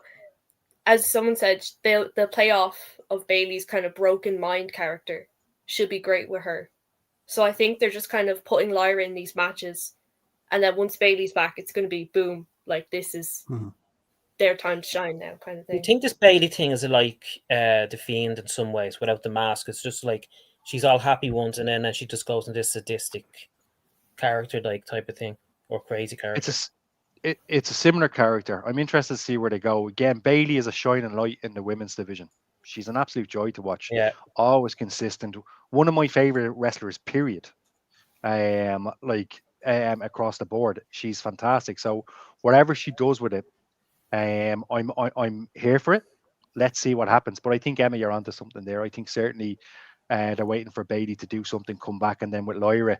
But I also think with Lyra, a lot of Lyra's issues and connection with the audience is not necessarily down to Lyra herself. It's down to the material that she's been given. Like we should be getting, you should be more free. It shouldn't be like read these lines like you're on Fair City. Mm. You know what I mean? It shouldn't be like that. But because that's what it is. It's very akin to Fair City sometimes. And I don't think that's Lyra's fault, because we've seen Lyra in the ring. She's fantastic. We've seen Lyra personally in Ireland put on whopper shows. She's fantastic. So yeah, let's see what happens. But what did we think of Raw? Go on, go ahead. Brent, can I ask you, speaking of Fair City, did you model your look off Johnny Ward, no? Shout out Johnny Ward, great guy. Shout out Johnny Ward. Sound guy, great guy, Johnny Ward. We love him, want him on the podcast. Wow. Get him to the River Bar with John Cena. Sorry? Get him to the River Bar with John Cena. You can do a live Johnny podcast. Ward and John Cena. Those two minds. Pro Wrestling Weekly. No, Louis podcast. Walsh. No, You Louis didn't say Walsh, no, because Brent, everybody. in fairness. Well, I Insane. mean, look, the way I see it is, I don't think we're ready for that connection. I don't think we're ready for the Johnny Ward. But the two Johnnies. Oh, even worse. That'd be a great team. Do you know what? Jesus I'd actually Christ. call them. I'd actually call John Cena and Johnny Ward the better Johnnies, the funnier Johnnies, the more talented Johnnies, the Johnnies that could probably hold a note better than the actual two Johnnies. Nothing against the lads. Power to them for doing what they're doing. They're doing great work. It's just not my bag, baby. That Cena rap album destroys any of them ever doing music. That Cena rap album, let's not forget, he's an actual platinum selling rapper. Yeah. John Cena is. It's a Anybody banger. who knocks, it's fantastic. Even that song, do you know what song I listen to every now and again when I'm chilling out? Right Now. Right there. It's fantastic. That's not who said Yeah. that. That's not how the song goes. Isn't it? That's not how the song goes at all. It's sampling, isn't it? No. Oh, Oh, kind of at the back. yeah. Do you know what?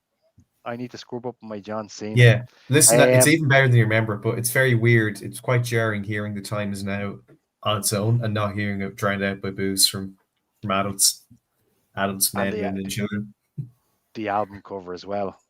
It's It's just- bloody beautiful. It's just a Before spinner we belt. go- It's shocking. Before we go on Raw, Expensive. Ian Hodgers, welcome, my man. Absolutely right. We're not minding him at all. Nice film. Kabuki Warriors quit after Keith last week.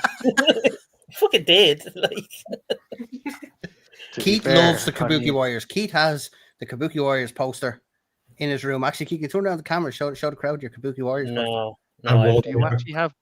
Is that a Michael Jackson poster behind you, Keith? yeah. Phenomenal. I went to see him July 19th, 1997. Phenomenal gig. Anyway, this is not the Michael Jackson podcast, but big up for the BC poster. before Christ. Keith's. Sacking wrestlers. Wow. Sacking wrestlers on a weekly basis.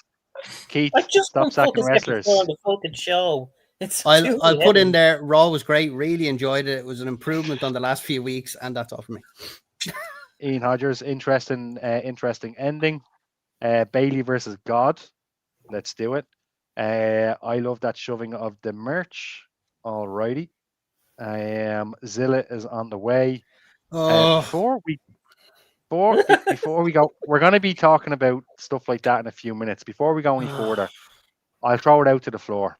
What did we think of Raw? Sean, you've been quiet. What did you think of Raw? Big money, Sean. I agree with everything everyone said. Only thing I'd say is Lyra should have won the match. That's all I'm gonna say. I think it was good that Raquel won the match, and she has been doing brilliant work the past few weeks. But they built it up so much. Lyra's gonna have a match next week. She's back in ring just to have her lose. I didn't think it made sense. So I don't kind of know what turn they're gonna take next week or the weeks coming after that, up until Bailey hopefully returns with her character. But I just think it didn't make sense having Lyra lose.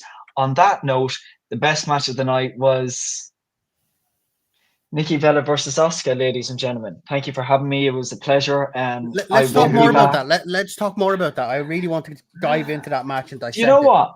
Right, let's be honest here. And this isn't my opinion, but I have spent most of the day on Twitter, I'm not gonna lie, and a lot of people have said since Nikki's return, this wasn't a bad match compared to them. This people are actually saying this match was miles ahead of her match at Clash in Paris with Becky. You could see the chemistry was on point and 1,000 miles ahead with Asuka and than it was with Becky. Asuka knew her cues. She knew to be in that spot for that drop kick. You could see in the match at the match at Clash in Paris that Becky was too far back when Nikki went to hit that drop kick. Asuka knew her cues. You could tell the chemistry was there, and it made the match. It showed in the match. Now the match wasn't perfect. It was a bit slow paced, and I'm not afraid to admit that the match last night was a bit slow paced. But I will admit it was one of her best matches since she returned, and a lot of people have said the exact same thing. Sean, I completely agree with partially. All right. Wow. Oh my lord! Right. God, we need So- Niall so- back. Oh my god! Here's the thing. Miracles Here's happen. the thing. Miracles happen when Niall's away. No. Listen. We're not in this sport to win the most improved award, is what I'll say. However, this match was improved. My issue with Nikki Bella is if you looked at her with the backstage segments and how she was, I just can't connect with Nikki Bella at all. And look, it's not that's a weird statement to say. I can't connect with Nikki Bella. What a She's weird not my statement. type. I shouldn't have said that, right? You But can the look, thing but you about can't it is touch.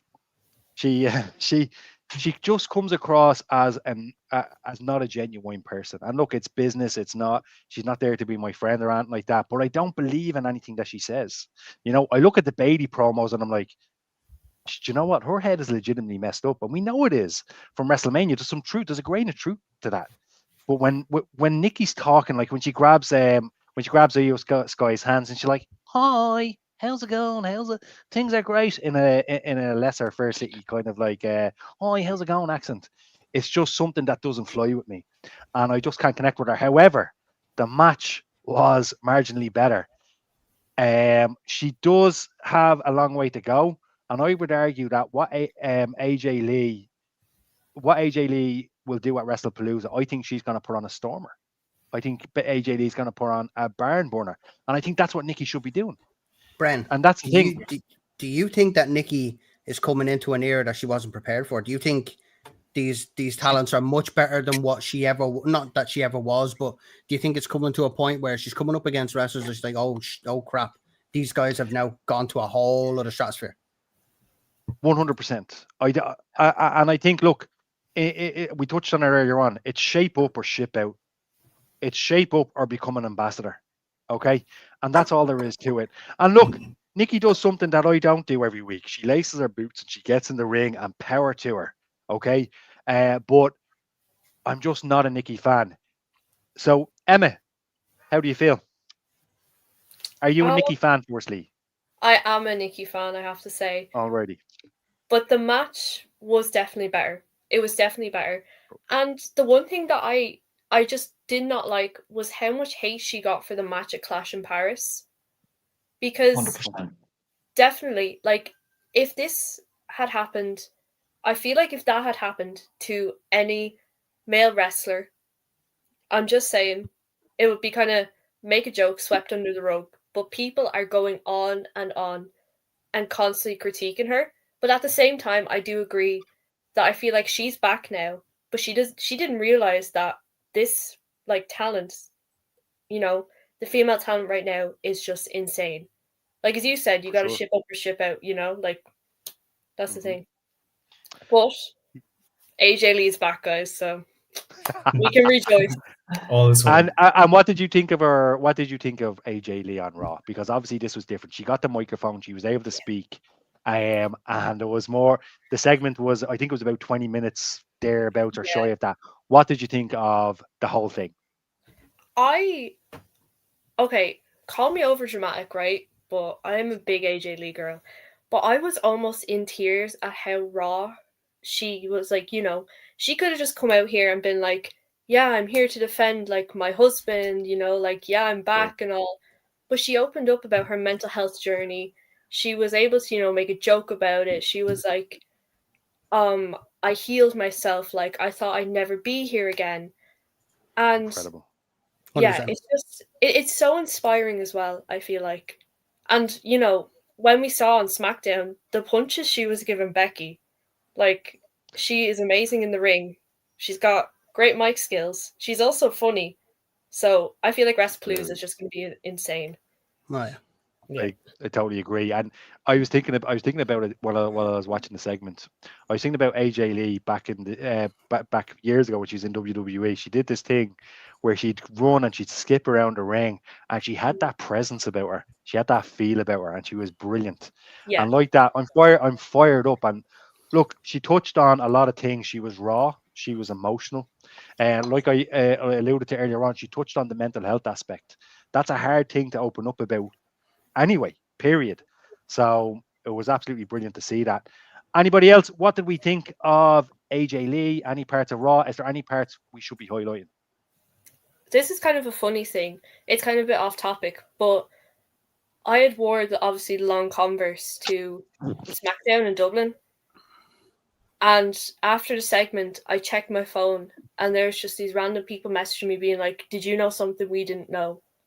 Like, what did you know? I love that. I absolutely really love that. I love that. By the way, whilst we have you on, thank you very much. Emma is the one. I've lost more, guys. Emma is the one that made these bracelets. Myself, Sean, and Sean were lucky enough to get one. I have a John Cena with the Irish flag there. Absolutely phenomenal. So thank you very much for that. I think worries. Sean I'll order one Sean if you have a link. I got mine. Of course. They're free. So. I got There you Lyre of Valkyria, my favorite. Lyra Valkyria. Mine's in the Absolutely. other room, but I promise I got a really, really beautiful Jacob Tattoo one. And I wore it like Yes. 6 days after. I only took it off when I had a shower. But Of I think course. I slept in it. I wore it to work. I wore it everywhere. It was just. I want So mine to say. nice. I want mine to say Thank you. Keith is a jobber. Now, We're gonna- I think you brought up Revenue. something earlier on, Emma, about if that happened to a male wrestler, it'd be swept under the rug. Now, we haven't got time to talk about that today, but I think that should be a topic, maybe in the next few weeks. So, if you're free to come on, let's do it. Come on and let's have the chat about it, because I think it's an interesting topic. Some people might disagree with you. There might be a lot of people on your side, but it'd be cool to explore. yeah, I love that. What else in Raw? Are we all happy with Raw? Sean Can Mack. Oh, sorry, go on, Keith. I just touch on something just with the AJD thing? So with the storyline that she was doing at the start of the promo on Raw, obviously I know Dave, because Dave has a few health issues. I'm not going to go into that, and I can understand his reason of why he was saying it to me earlier. But I was just wondering with the whole AJ Lee thing, and she said that she's in recovery with her health and all that, which I'm happy for. I really am. I'm just wondering, putting into a storyline or a character aspect, do you know the way she's a bit unhinged and unstable back in the day? Could you use that still today for her character? If the likes of Seth Rollins pokes at her and then she just gets a bit unhinged, then you can go mad. That depends on the wrestler, though, right? It depends on the comfort level. I think Mm-hmm. beforehand, like years ago, you could see that, like the action she did, you could see the unhinged actions. It's And the when eyes. when she came back, you could see a bit of it. So I think she is going to dip into that, but still in respect to herself on her own journey and stuff. I I think think it would be cool if she could do that. I think as someone who can relate to a lot of things she said on Raw last night to do with mental health, and everybody who has had problems with mental health, I think it's such a massive thing to do, especially on your first promo back, millions of people tuning in over the next few years, weeks, months, whatever it may be, the millions of people that'll see that, to think to themselves, if AJ Lee of all people can overcome these things, maybe I can. And I think it's such a massive message and something 100%. that isn't talked about as Yeah. much. And for someone of her status to be able to just come out and say these things, I think is beyond phenomenal. Yeah, and I think Randy Orton touched on it a while Mhm. ago as well, or was it? What was it? Was it Randy? And we certainly touched on it on the show. It's such an important thing. And I'm sorry, we have before we before we get into that, we've No, lots it's of comments to get in there. We have live the two Shawnees on the pod. We wouldn't have it any other way. We're live. Two now. Shawnees. The two Oh, Shawnees God, are that's much better worse. than the two Raw 7 out of 10. Justice for Barrett. We haven't even touched on that. He's We on haven't holiday. even Leave the man touched on alone. He's that. on holiday. Like, leave him alone.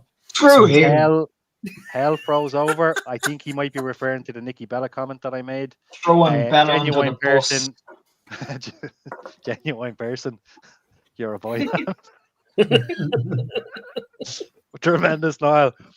Shape up or ship out and go to And go to AEW. AEW. You know what? It's not, but that's, but then you go to AEW and they do. Sometimes I think AEW shines such a light it can expose people, and I think that's what it did for Mercedes Moné. All's but well we'll until you get bumped down to Ring of Honor. We'll touch on that now in a minute. So yeah, look. Other than that, what did we think of Raw? All in all, good show. Good 8 out show. of 10. Yeah. Good show. Definitely. Yeah. Great show, yeah. Deadly. Well, let's touch on AJ Styles. So Woo. this is the picture AJ Styles put up on his Instagram, which look, there's nothing really cryptic about it. It is exactly what it says in the tin. It's like Ronso. It's telling us exactly what's going on. Look, he's near the end. We know he is. So I guess with his son coming out saying what he said, that he's not being booked correctly in his opinion.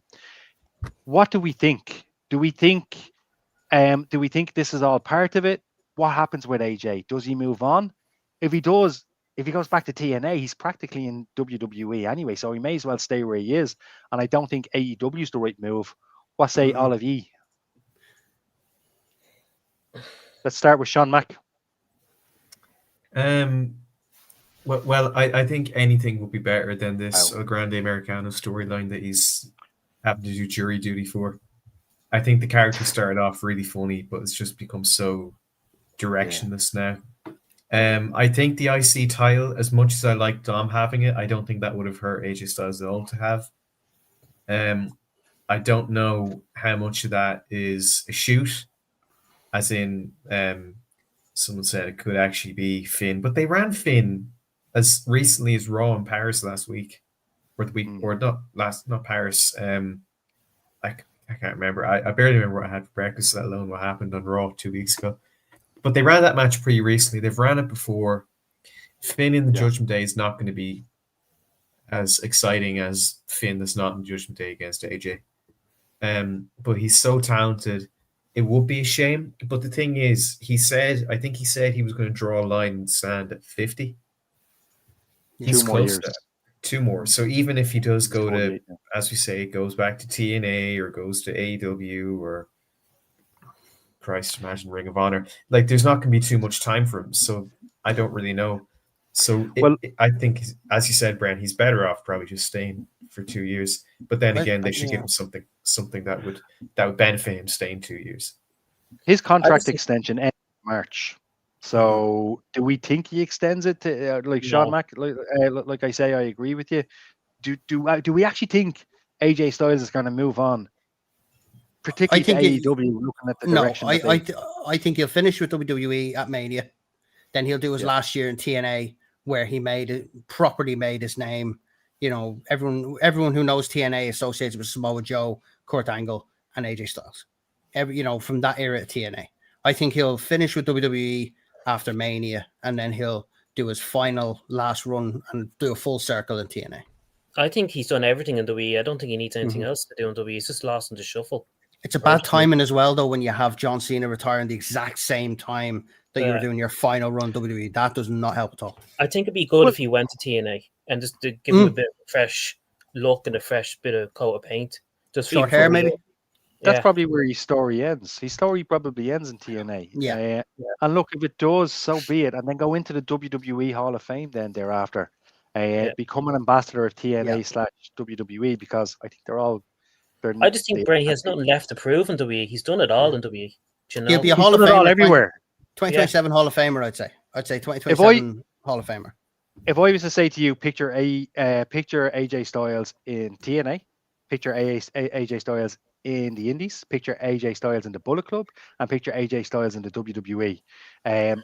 But Brent, he you know has what's shocking? he has a distinct view. No, he has a distinct look in each one. I can picture him in the Bullet Club, and he looks different from the WWE. He does. And he's made his mark everywhere he's went. And when he debuted at the Royal Rumble, it was incredible. So I hope he does what's best for him, what makes him happy. What do you reckon? I think he'd probably go to TNA, but it could be on a WWE contract, because you know the way they're actually collided together, the way each other doing things. So he could be on a WWE contract, and he could just go to TNA. That's what I think he'll do. Do you know? Because like, what else is he's just lost in the shuffle for me, and just on Raw, I feel. And this, like, I agree with what Sean said. This El Grande Americano thing is just ridiculous. It's not really. How dare you, Chad Gable, for getting injured? I think they need to drop the El Grande Americano thing. It's kind of getting a bit, I think at one stage last week I was El Grande Americano. It's getting ridiculous. I didn't even know. I just woke up and I was like, "Hey, El Grande." I genuinely think it was meant to finish, and Chad Gable got injured, and they went, what do we do? I genuinely think it's just gone, I don't know what to do now. It's keeping some wrestlers busy, some good wrestlers busy. Ludwig Kaiser, I mean, come on. A super talent, and certainly one for the future. And but yeah, allegedly Pete Dunne as well. Yeah, I don't believe that for a second. Yeah, Pete Dunne never wore a mask. Sorry, that's a stupid comment to make. Nor did Ludwig Kaiser or Chad Gable. So I don't know who we're talking about. You know what's a pity though is that Samoa Joe is not with the WWE anymore, because I would have had Samoa Joe and AJ Lee. Just have one more. AJ. I thought you were going to say AJ Styles. We're talking about AJ Lee for the whole night. Sorry, Yeah, AJ I agree. I would love to see that. I thought you were going to say Samoa Joe El Grande Americano. And somehow what you said was worse. But wouldn't Samoa Joe be brilliant in there? He'd be like Kevin Owens when Kevin Owens was going up against Elias and Elias's brother, who were two different people, and Kevin Owens was going crazy. Yeah, it was just phenomenal stuff. So look, AJ Styles, best of luck in the future. Anybody else want to touch on it? Do you think he'll come back when he retires, like to do anything? Oh, no. Family time for AJ. I think when he's done. I believe him as well. Well, look, I mean, maybe he doesn't draw a line in the sand and that he doesn't say he's finished and comes back. AJ, look, we all seen Ricky Steamboat at WrestleMania 25, right? And that's AJ Styles in 20 years. AJ Styles is going to be that guy, right? He's going to come back and he'll do one of those storylines. And actually, speaking of which, because actually, no, I'm going to remove that for a sec. What in the name of God is that? Why'd you take it away? Noel Samoa Joe is one of the greatest. His walk-away spot alone, he deserves to be in the Hall of Fame just for that. It's fantastic. Lads, let's touch on it. So, here's the thing. A lot of people speculate that Triple H's tweet wasn't just for one person. It was for a multitude of people. I'm just going to throw it out there real quick. Edge and Christian, yes. Chris Jericho, please. Paige, 100%. Mox ain't never coming back. But I'd like to see Dean Ambrose back as Dean Ambrose. And I'm afraid Sasha Banks can stay where she is. Yeah, keep her over there. There is absolutely no room for her. Sasha 12 belts can stay over there. Yeah. No, look, as you know, I'm not a fan of Mercedes Moné. I don't mean to be disrespectful by not calling her the name that she is nowadays. I'm just used to calling her Sasha Banks. I've always thought she was overrated, and I've never been a big fan. What say all of you? Emma, what do you think? I would love to see Paige back. Like, I think it would be insane. Because imagine in 2025, you have AJ Lee return and Paige return to the women's division when it's already popped off. Have you seen her Twitter? Yeah. I think we could be looking at I think we could be looking at a return. Remember when Paige won the title? Could you imagine that coming full circle in 2026? Could you imagine Paige and AJ Lee? Oh my God, the pop. Yeah. And Sean would go catatonic. And look, I think we can all agree that it's very, very unfortunate that Edge is tied up in AEW at the moment, because I think we can all agree, how cool would it be if he was Oh. one of the opponents for the That'd be senior beautiful. retirement? Be phenomenal. Remember their TLC match in Toronto? One of the best matches I'd ever seen out of John Cena. I think that's why he did the spear. Say sorry. Of course.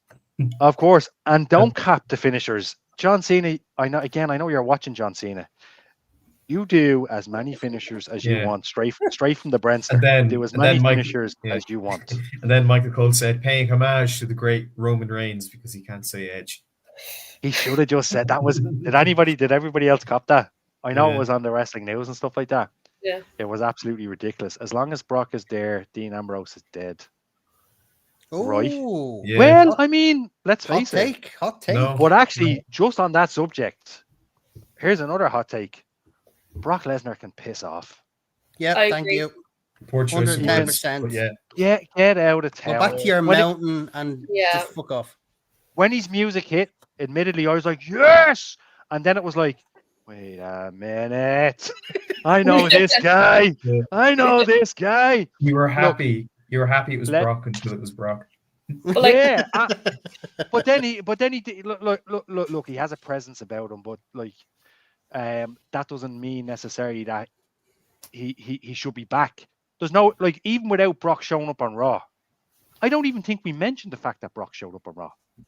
That's how relevant it is. No, he's showing up next week. Yeah, even on SmackDown.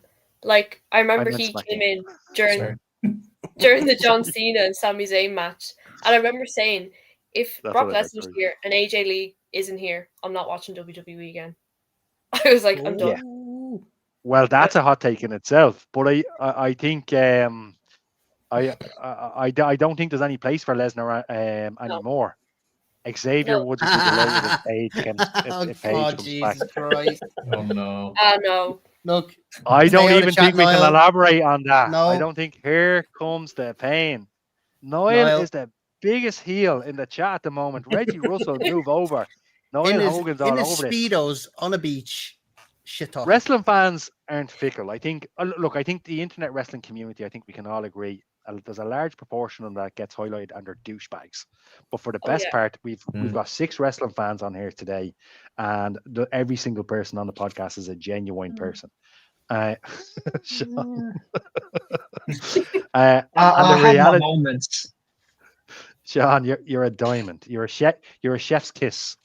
In my opinion, Brock shouldn't be there. And in terms of returns, I think we are going to see Jericho back. I think eventually we'll see Edge and Christian back.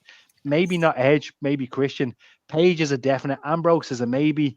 And you know what? As much as I don't like it, I can almost guarantee Sasha Banks will be back.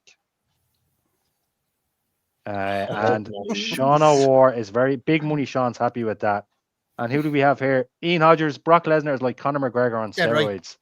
Dead right. Speaking of Conor McGregor's in Cavan at the moment. Believe it or not, Sean McKiernan has seen a photo with him outside Blessings Bar. McGregor. He's in. Yeah, no joke. I'm literally after seeing it on Twitter. There, he's outside Blessings Bar. Doing what? Listen, serving tea. Probably campaigning. Trying to get the votes. Do you remember for Comic Relief? They did Mr. Bean trying to run for election. with first takes. I would rather vote. I'd put Mr. Bean in office before I put McGregor in. I wouldn't trust McGregor to run a bath, let alone. I'd rather 2 Johnnies in office. Oh yeah, they'd be better. I'd rather change the national anthem to the Kansas Ska, the Ra, before I'd have McGregor in there. I think we can all agree that's a quality statement. But I think we can all agree that we don't want Conor McGregor as president anyway. Please, but look, I could Conor McGregor doesn't give a rat's what Bren Reed thinks anyway. We don't want him as a citizen of our country. You're being very generous today. I'd rather him not be in politics. Do you see those people on the TikTok machine and the Twitter machine where they're like, Conor, sure, he's an Englishman, because you know the way the BBC always flip it over. Somebody from Ireland wins, they're like, and the great British guy wins, and it's like, no. It'd be historic to have a British president of Ireland. Yeah. And Andy Murray syndrome. Andy Murray syndrome. When he loses, he's Scottish. When he wins, he's British. Yeah. Classic Murray. Edge and Christian are like the owl lads from the Muppets. Still, that's a charm of Christian. That's a compliment. AEW a few weeks ago when he was talking to FTR and he brought up the dad thing. And it's like, you are a sicko. You are a sicko. So ideally speaking, and I know we're over time, and sorry for keeping everybody. Who would we like to see return? Sean or let's start with you. Who would you like to see return? Doesn't necessarily have to be on the slide. You can pick somebody from the slide and or somebody else. Right, I'm gonna say 3 people that were on the slide already, and that is Edge, Saraya, and Mercedes Moné. I'd love to see the 3 of them return. You're a sick And man, Sean. thank you very much. I've heard that a lot. Probably not for the right reasons. I'm joking. Who else would I like to see return?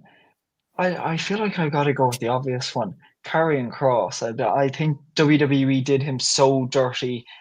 I think the only way, if they were in some world to bring him back, we want NXT Karrion Kross. And I've said that before on the podcast. That's the only way it can be saved. If not, I'd like to see maybe Dakota Kai, too underutilized. Niall, thanks a million. It is actually fantastic having Emma and Dave on. We're going to be wrapping up now in a few minutes, but we'll go around anyway. We'll see what the crack is. Keith Lee, it would be nice to see a bit of a redemption arc for him. Dave, who are you thinking?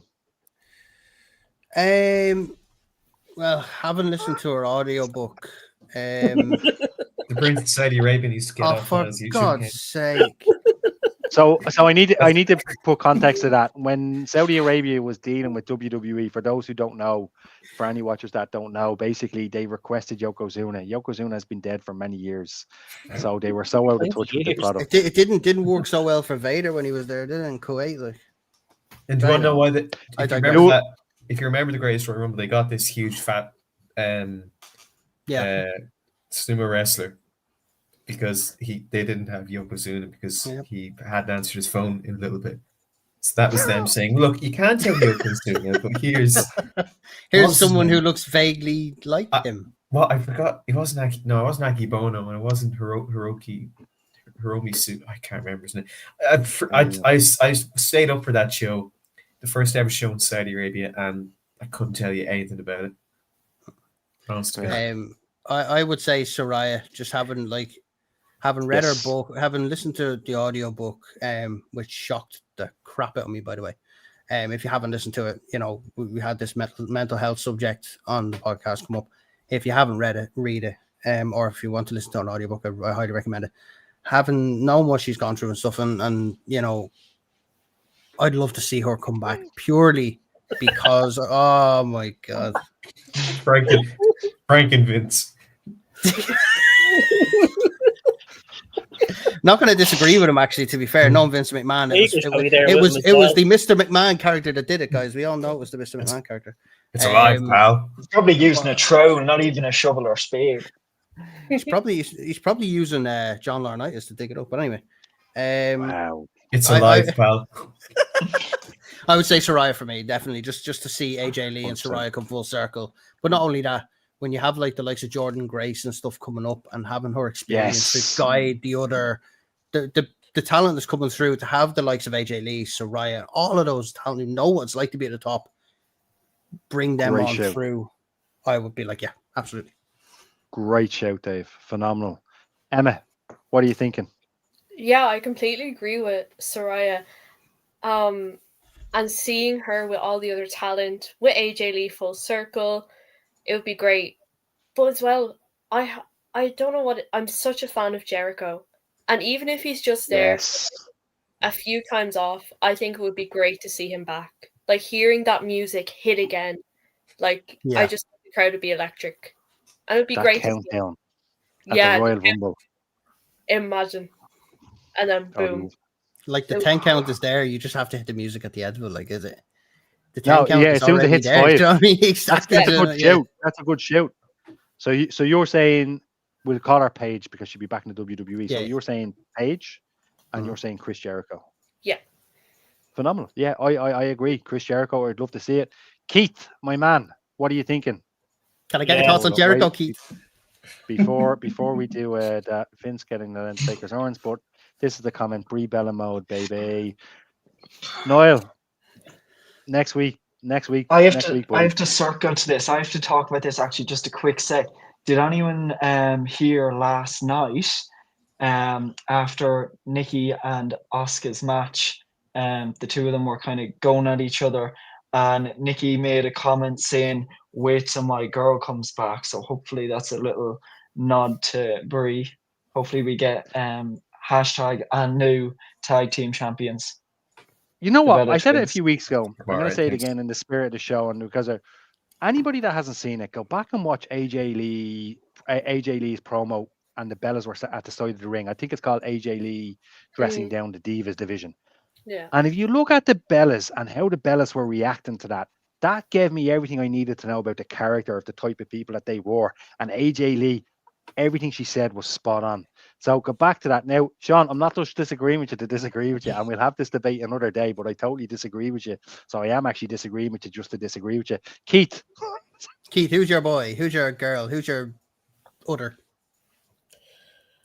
Well, yeah, look, Jericho, I've watched him from the very beginning, since he first came into WCW and Aid. WWE from the very beginning. I would like to see him come back just for one last run, but only really I want to see him come back because I want to see Jericho and Kevin Owens together one more time, to be honest with you.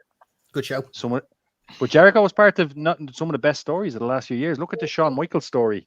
Yeah. That whole Yeah. storyline. Again, Kevin Owens and even MJF. Incredible. Yeah. Sorry, it's someone else.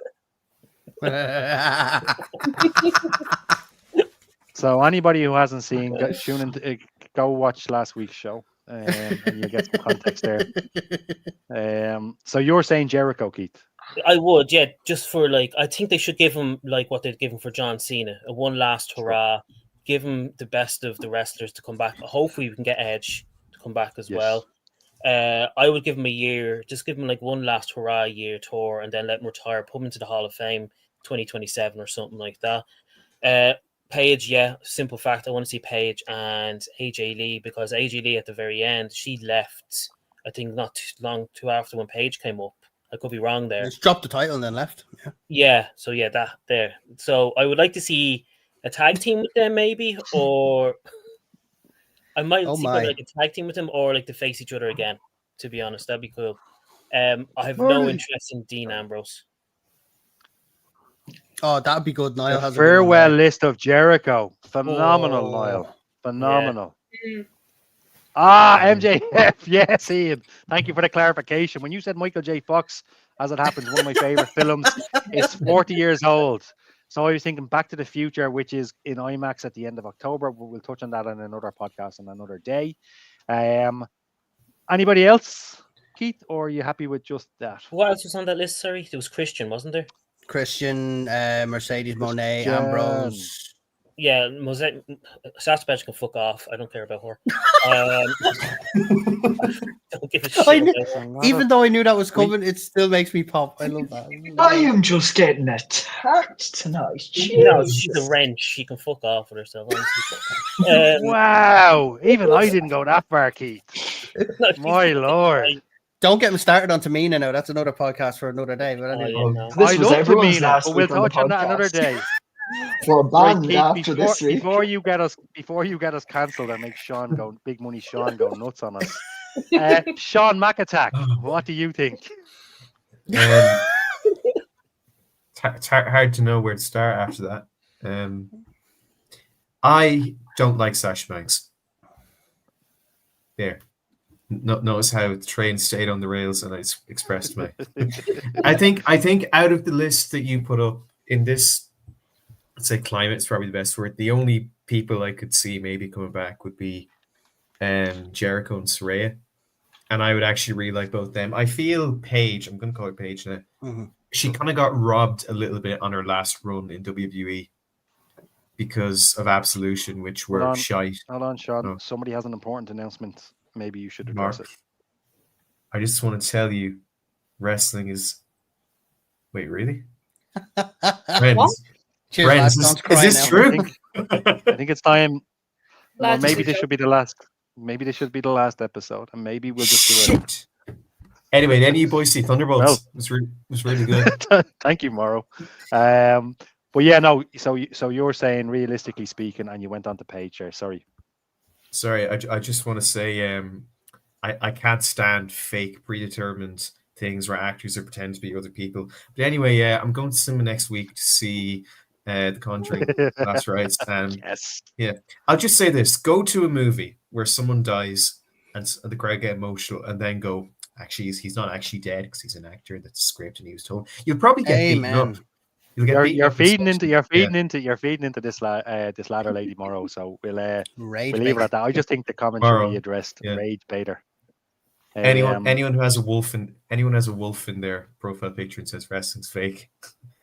Well, if they have a wolf in the profile picture, you know they're tough, and they have some Yeah. wise sayings that they probably share on social media. I bet their I'm a room is loner. head to toe in Marvel gear. Anyway, Probably, you it's know probably what? Niall's sixth account or something like that. it probably is. Yeah, It is Niall's sixth account. Jesus. Glad Marvel is really your damn strong. Yeah. I know. I can't believe it. Does that mean First is fake too? No, it's No, not. Mark. No, it's Mark, not it's fake. real. Get out of here. No, It is a documentary. No. Mondo is a mate of mine, Yeah. and I can confirm it's legit. Yeah. He is a mechanic, I think. I got carried Sorry, away. Sean, I'm like- Her last run failed because she was with Absolution. Absolution Yeah. fell and tripped over their runners, so the Pure Fusion Collective could skid on their knees. Well, that happened, but also sadly, she got injured at that house show, and that ended her career up until AEW.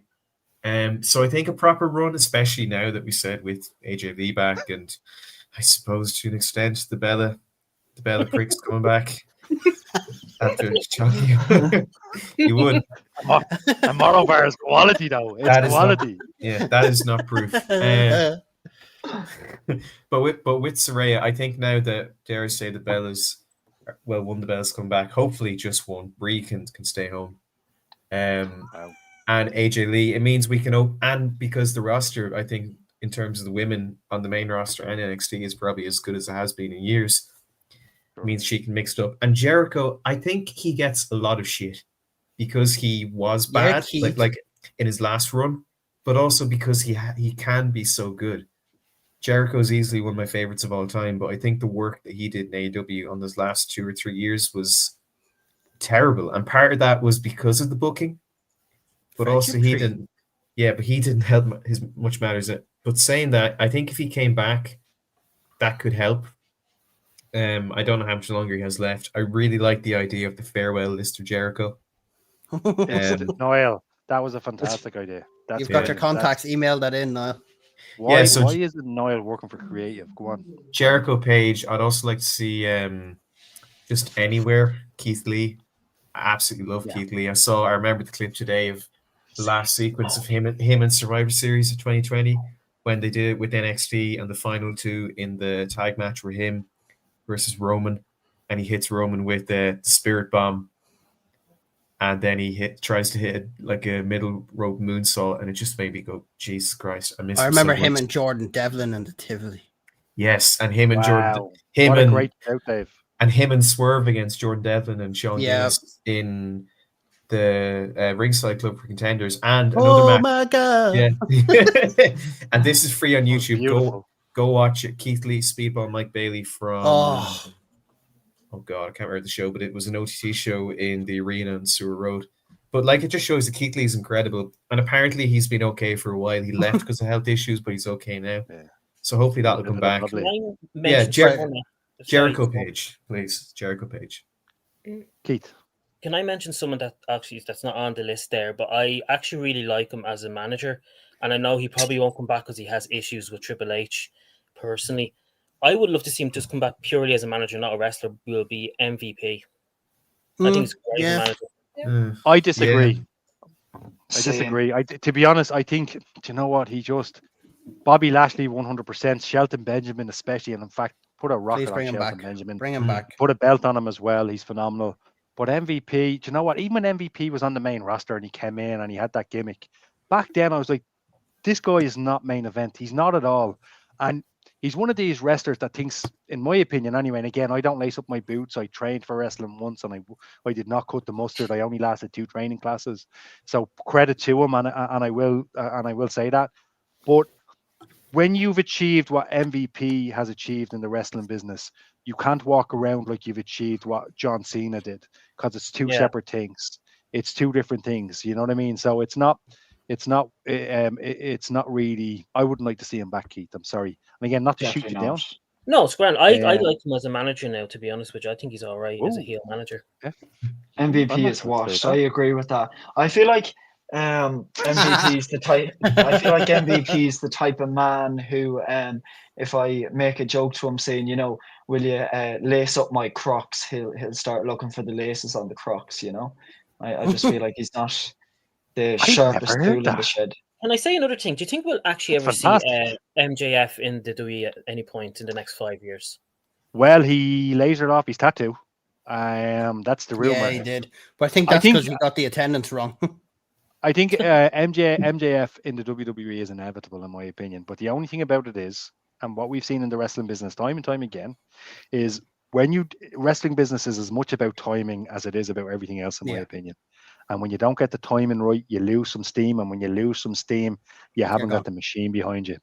Now, I've kept you guys on for nearly 2 hours. The time has absolutely flown by. What we didn't get to cover was this Street Fighter. Now, I was alive when the original Street Fighter film came out, and back then I rented it on videotape. Videotape. Well, we won't even go into it, but I'm old enough to have VHS for rented it on life, baby. videotape. Yeah. 100%. I think the casting is perfect. I love films as much as I love wrestling. I'm excited about this film. I wanted to give it a shout out. Anybody have any thoughts on the film? Are we all going to go see it? I think we are. October 26th, I believe, is the date. Some of Street Fighter. some of the cast is weird. It's a I forbidden don't know how door, it'll really. land. It's really like a Yeah. forbidden door because Roman and Cody are there. Apparently, Hiroki Goto from New Japan is there. I'm not sure if that's right, but I saw the post you put up. I thought I saw Alexander Volkanovski, who's the UFC featherweight champion, I think so. is in there as well. So that could be something. It's more Cody's last Forbidden film was Door great. than AEW Forbidden Door, This You mean year. Door? which should have been called Door, which is a great thing. Can So I look, just- before Can I just say one last thing? Go I ahead. know we can't cover it now, but for next week, can we cover about Ronda Rousey and Matt Riddle? we Because spoke those about that today, to be fair, and Yeah. I did say we try to get it in. So I think certainly we'll talk about it next week. I think Riddle Yeah. is kind of shown his character as to Yeah. not his character, it's shown who he really is. Not worth our breath. He's Yeah. not cool. And Ronda Rousey's comments, well, I mean, that's a debate for another time. But actually, before we wrap it up, is there anybody 2 seconds. Fire stick levels. Wowzers. Is there anybody that doesn't make sense? That's not a sentence. Would anybody like to add to the show? Keith, we can talk about that now if you want. We've got about 3 minutes before we have to wrap up. Would anybody else like to talk about anything else? I'd just like to say thanks for having me on. You're all a bunch of legends. Appreciate it. Oh, Yeah, Dave, thanks well- for having me on, guys. Look, it's like this. An absolute pleasure, Dave. Welcome on anytime. Emma, same with yourself. It's actually really, really good to see. It's good to have some female representation on the show as well, right? And it's good to have that perspective too. Now, look, hey, as a Westlife fan, I'm somebody who grew up with 4 sisters. At the moment, I was the closest thing to that. But certainly, no, honestly, it was a pleasure having the two of you on. And join us again, by all means, 100%. All of these people on here have socials, I'm sure. Hit them up. And don't forget as well, for the upper tier YouTube channel, subscribe, hit that like button, and follow. We will be back next week. Next week will be the return of Niall. Thanks be to Jesus. Because I But think will he Niall be in his Speedo? You'll have to watch to find out. Well, look, let's That's hope I don't so. want to Let's see. hope so. Wait a minute. Another important announcement, folks. Feck off. What is What do off? you mean? You idiot sandwich. Hey, yeah, leave Cadbury's alone. Wait. Listen, that's astonishing. And who else do we have? Was Riddled not your hero?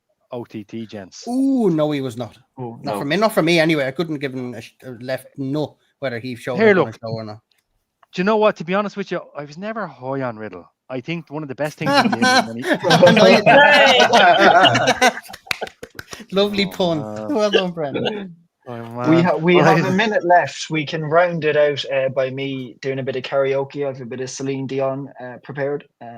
Roll us out, Sean. Roll us out. I would rather Sean lay the Mac down on the Big Boss Man theme than to listen to that. Oh yeah. I practiced for weeks. Do you know what? Go on then. You've got 20 seconds. Hit us with some Celine Dion. Finally got an Uptown girl on the show. Straight from Mark Hogan. There you go. Take us on home, Big Money Sean. Big Money Sean. Hit me. There were nights of endless pleasure. It was more than all your laws allowed. Baby, baby, when you touch me like this and you hold me like that, it was gone with the wind, but it's all coming back to me now. Thank you for having me. What a man. You bring tears to the last way. You know what, Sean? I was wrong. You raised me up with that rendition. It was fantastic. And as we close out the show, a big thank you to Big Money Sean. That's how we end it. That's how it's over. No, let's go. No, let's go. I agree. We won't be here next week. Why? Because the channel is going to be deleted. Yeah. A big thank you to Sean O, Big Money Sean, for finishing out with that. Big shout out to Dave. Dave, thanks for joining us. Good to put a face to the name. Comic Al, great stream, guys. Comic Al, amazing to hear from you. You must have missed the last minute of it or so. But yeah, you must have missed the last 60 seconds. I mean, hey, Ian, it was sleep well. Ian, sleep well. Have good dreams, buddy. Night. Emma, it's been an absolute pleasure having you on. Thanks very much. Dave and Emma, welcome back. Keith, is always a pleasure. Sean Mack, thank you very, very much. And look, last comment from Morrow. Morrow, we know you were just joking, and we know you're a wrestling fan, and in fact, you're welcome on to have that debate anytime as well. So look, thanks everybody for joining us. Like I said, like, subscribe to the channel, and look, I tell you what, if we get 100 likes and subscriptions in the next week, Big Money Sean will never do that again. However, if it's less than that, please subscribe. Like, I know we say please subscribe because it's just like, make sure you subscribe. Like, it's formulaic. I am literally begging you, please God. It's Ariana Grande next week. What a great message from me to box it off. So, again, to Sean, Dave, Emma, Keith, Sean, thanks a million. To everybody else, good night and God bless. Have a great night. I don't know why I said God bless. I say it every week. I guess it's my thing now, but good night, everybody. And we'll see you all next week. Thank you very much. Thanks. Bye. Thanks. See you. Au revoir. Never quit the day job, Sean.